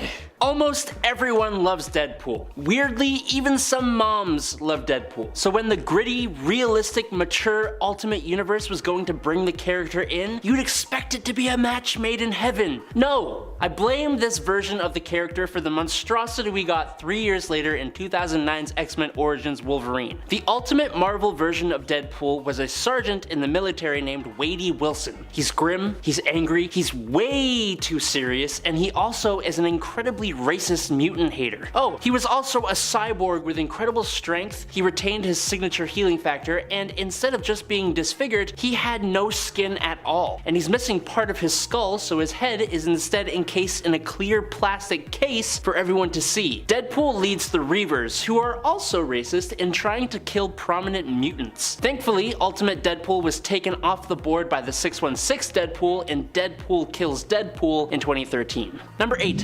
Hank Pym needs to chill. Hank Pym has not really ever been that great of a dude. He has multiple untreated mental disorders and crazy insecurities that have caused him to do multiple not so great things in his time in the regular universe. But of course, everything in the Ultimate Universe gets ramped up a bit. Pym got involved in a very heated argument with his wife, Janet Van Dyne, over her friendship with Captain America. In Ultimates issue number 6, things start to get physical until the Wasp shrinks down to her smaller size to get away from her husband. Unfortunately, the terribly insecure Hank cornered her and sprayed her wasp-sized self with bug spray. She hid under a desk to catch her breath after inhaling the toxic fumes, while her husband just kept on with the emotional bombardment. But he didn't stop there. He then sent an army of ants after her until he realized what he was doing to his own wife. This stuff kind of boils my blood just a little bit. The fight resulted in Janet's very near death, her hospitalization, and his expulsion from the Ultimates. Number 7. Making the Maker. The Fantastic Four in the Ultimate Universe remained relatively the same, at least in their family dynamics. Their backstory was slightly modified, but overall the four main heroes lived as you'd expect, until it all went Marvel Ultimate-y. First off, Sue Storm and Reed Richards lost a child together, but then Reed Richards proposed to Susan Storm and she rejected his proposal. Just like that, the Fantastic Four was no more, but that's not the end. What came next, really quickly I might add, was Reed going absolutely bonkers, faking his death, de-lifing his family, planning alien terror plots around the world, being trapped in the negative zone where he primed his intellect by stretching his brain and skull, and he built an army. Since he was horribly burnt by the Human Torch, Reed took to wearing a helmet and founded the Children of Tomorrow, the Dark Ultimates, and he called himself the Maker. He became an incredibly evil Reed Richards. Number 6. Cap hates France? Look, despite the name, Captain America, Steve Rogers, is very much a protector of the world, not just America. So it was really odd when in Ultimates number 12 from Mark Miller, Brian Hitch, and Paul Neary, we see the Ultimate Marvel Universe Captain America verbally wailing on France, of all places. Captain America is caught in a fight with Herr Kleiser, an old German rival. Just for better context, Nick Fury is there too. Captain America is obviously the hero though, so eventually he gets the upper hand. It was just so odd that when Kleiser was pinned by Cap and asking for surrender, well, Cap digs his shield into the dude's stomach and says, "Surrender? Surrender? You think this letter on my head stands for France? The comment was kind of fueled by the time period it was written in, as the states were entering into a war and France refused to join them, leading to some anti-France feelings in the real world. But this World War II era dig at the country left a bad taste in pretty much everyone's mouth, especially from a character that is supposed to be much better than that. Number 5. Sentry and Ares. The Sentry is a character that deserves more light. The problem is he is kind of the most powerful superhero Marvel has. Obviously that's debatable, but this guy has the power to destroy pretty much anybody in the Marvel universe. For example, he has reassembled his own molecules and taken out the Molecule Man. But it's the fight between the Sentry and Ares, the literal god of war, in issue 2 of Siege that really left me sitting there going, did that actually just happen? Through the course of the story, Ares has been showing just how awesome he is, and he turns his sights on Norman Osborn, which unfortunately means Ares now has to face his friend, the Sentry. Sentry punches Ares halfway across Asgard, and maybe 2 or 3 punches later, he grabs both ends of the god of war and rips him completely in half. Not only did it leave everyone on the page frozen, it also left readers completely stunned. Number 4. The Hulk and Tigra. In 1995, Marvel released The Last Avengers story, and with a title like that, from 1995, you can imagine it's not all sunshine and rainbows. Side note, the art in this comic is actually really good, which actually made it worse watching this version of the Incredible Hulk turn against his fellow Avengers, Wonder Man, Hawkeye, Mockingbird, and Tigra. Tigra against the Hulk is not a fight you would normally expect, and this Hulk tells you why, as in her attack against the Green Goliath, Hulk simply grabs her and pulls her apart just like Sentry did with Ares. Number 3. The Punisher. The Punisher could probably make up almost every single spot on this list, but that wouldn't make a very compelling collection of horrible moments, now would it? No. So I'm going to pick just one. Punisher, being a regular guy, has to come up with some pretty inventive ways of dispatching criminals and super criminals. Usually that involves weaponry, but he's tossed a guy to a great white shark or to the wolves in a zoo, he's disintegrated the Hulk with magic, and even smothered a guy with a much larger guy. A close second is when he took down the Wolverine by parking a steamroller on top of him, but number 1 would have to be when he faced the entire Marvel universe. In this alternate world, it's a superhero battle, not crime, that brings a close to his family. Because of that, Frank Castle took down everyone. It's the final fight with Daredevil though that really hits. It's a slogfest, and Frank doesn't realize what he's done till Matt Murdock pulls off his mask before he passes on, which prompts Frank to turn on himself, leaving us readers feeling completely distraught. Number 2. Ultimatum. The Marvel Ultimate Universe. An ultimate collection of bizarre choices, really. Chief among them would have to be the event that was supposed to bring the universe to an end, but instead just did a whole bunch of really brutal stuff. And then it just kind of carries on. I'm talking about Ultimatum. In this event, Magneto, lacking any of his 616 universe counterpart's moral compass, flips the magnetic poles of the Earth. Now this causes incredibly bad weather, tidal waves, and the de-lifing of millions of people. But if that wasn't bad enough, in the ensuing chaos caused by the Ultimatum wave, the Blob devours Janet Van Dyne, Hank Pym in his giant form chomps the Blob's head off for revenge, Captain America ends up on life support, Thor trades his life and soul for Valkyrie in the Land of the Dead, Magneto uses Iron Man's and Cyclops' power to brutally obliterate Wolverine, and then Magneto screams and raves until Cyclops blows his head off with an I-beam. It was all just a lot. And in at number 1 is Marvel Ruins. If you know Marvel Ruins, then you had to know that this was going to be number 1. This is a story taking place in an alternate comic book universe where literally everything that could go wrong goes wrong. Similar to Ultimatum, it's just kind of best to list off the events rather than get specific here. The Fantastic Four spacecraft crashes into Earth and Ben Grimm is left with survivor's guilt. The Incredible Hulk is not so incredible as the gamma radiation he experienced leaves him as a hulking mass of tumors and deformity. Thanks to the radioactive spider, Spider-Man did not gain the abilities of a spider, but instead developed an incredibly brutal mutant virus that left him with a terrible skin rash and had him captured and quarantined by the government. The Scarlet Witch betrayed the Avengers to the government government, leading to the Quinjet being blown up with them all inside of it. Nick Fury was introduced to the idea of eating other people by Captain America. Silver Surfer suffocated in space. Johnny Blaze sets himself on fire as a stunt and goes out in the same stunt, and Magneto's powers go out of control in an airport. The whole story just leaves you wondering what you're supposed to do with your life now.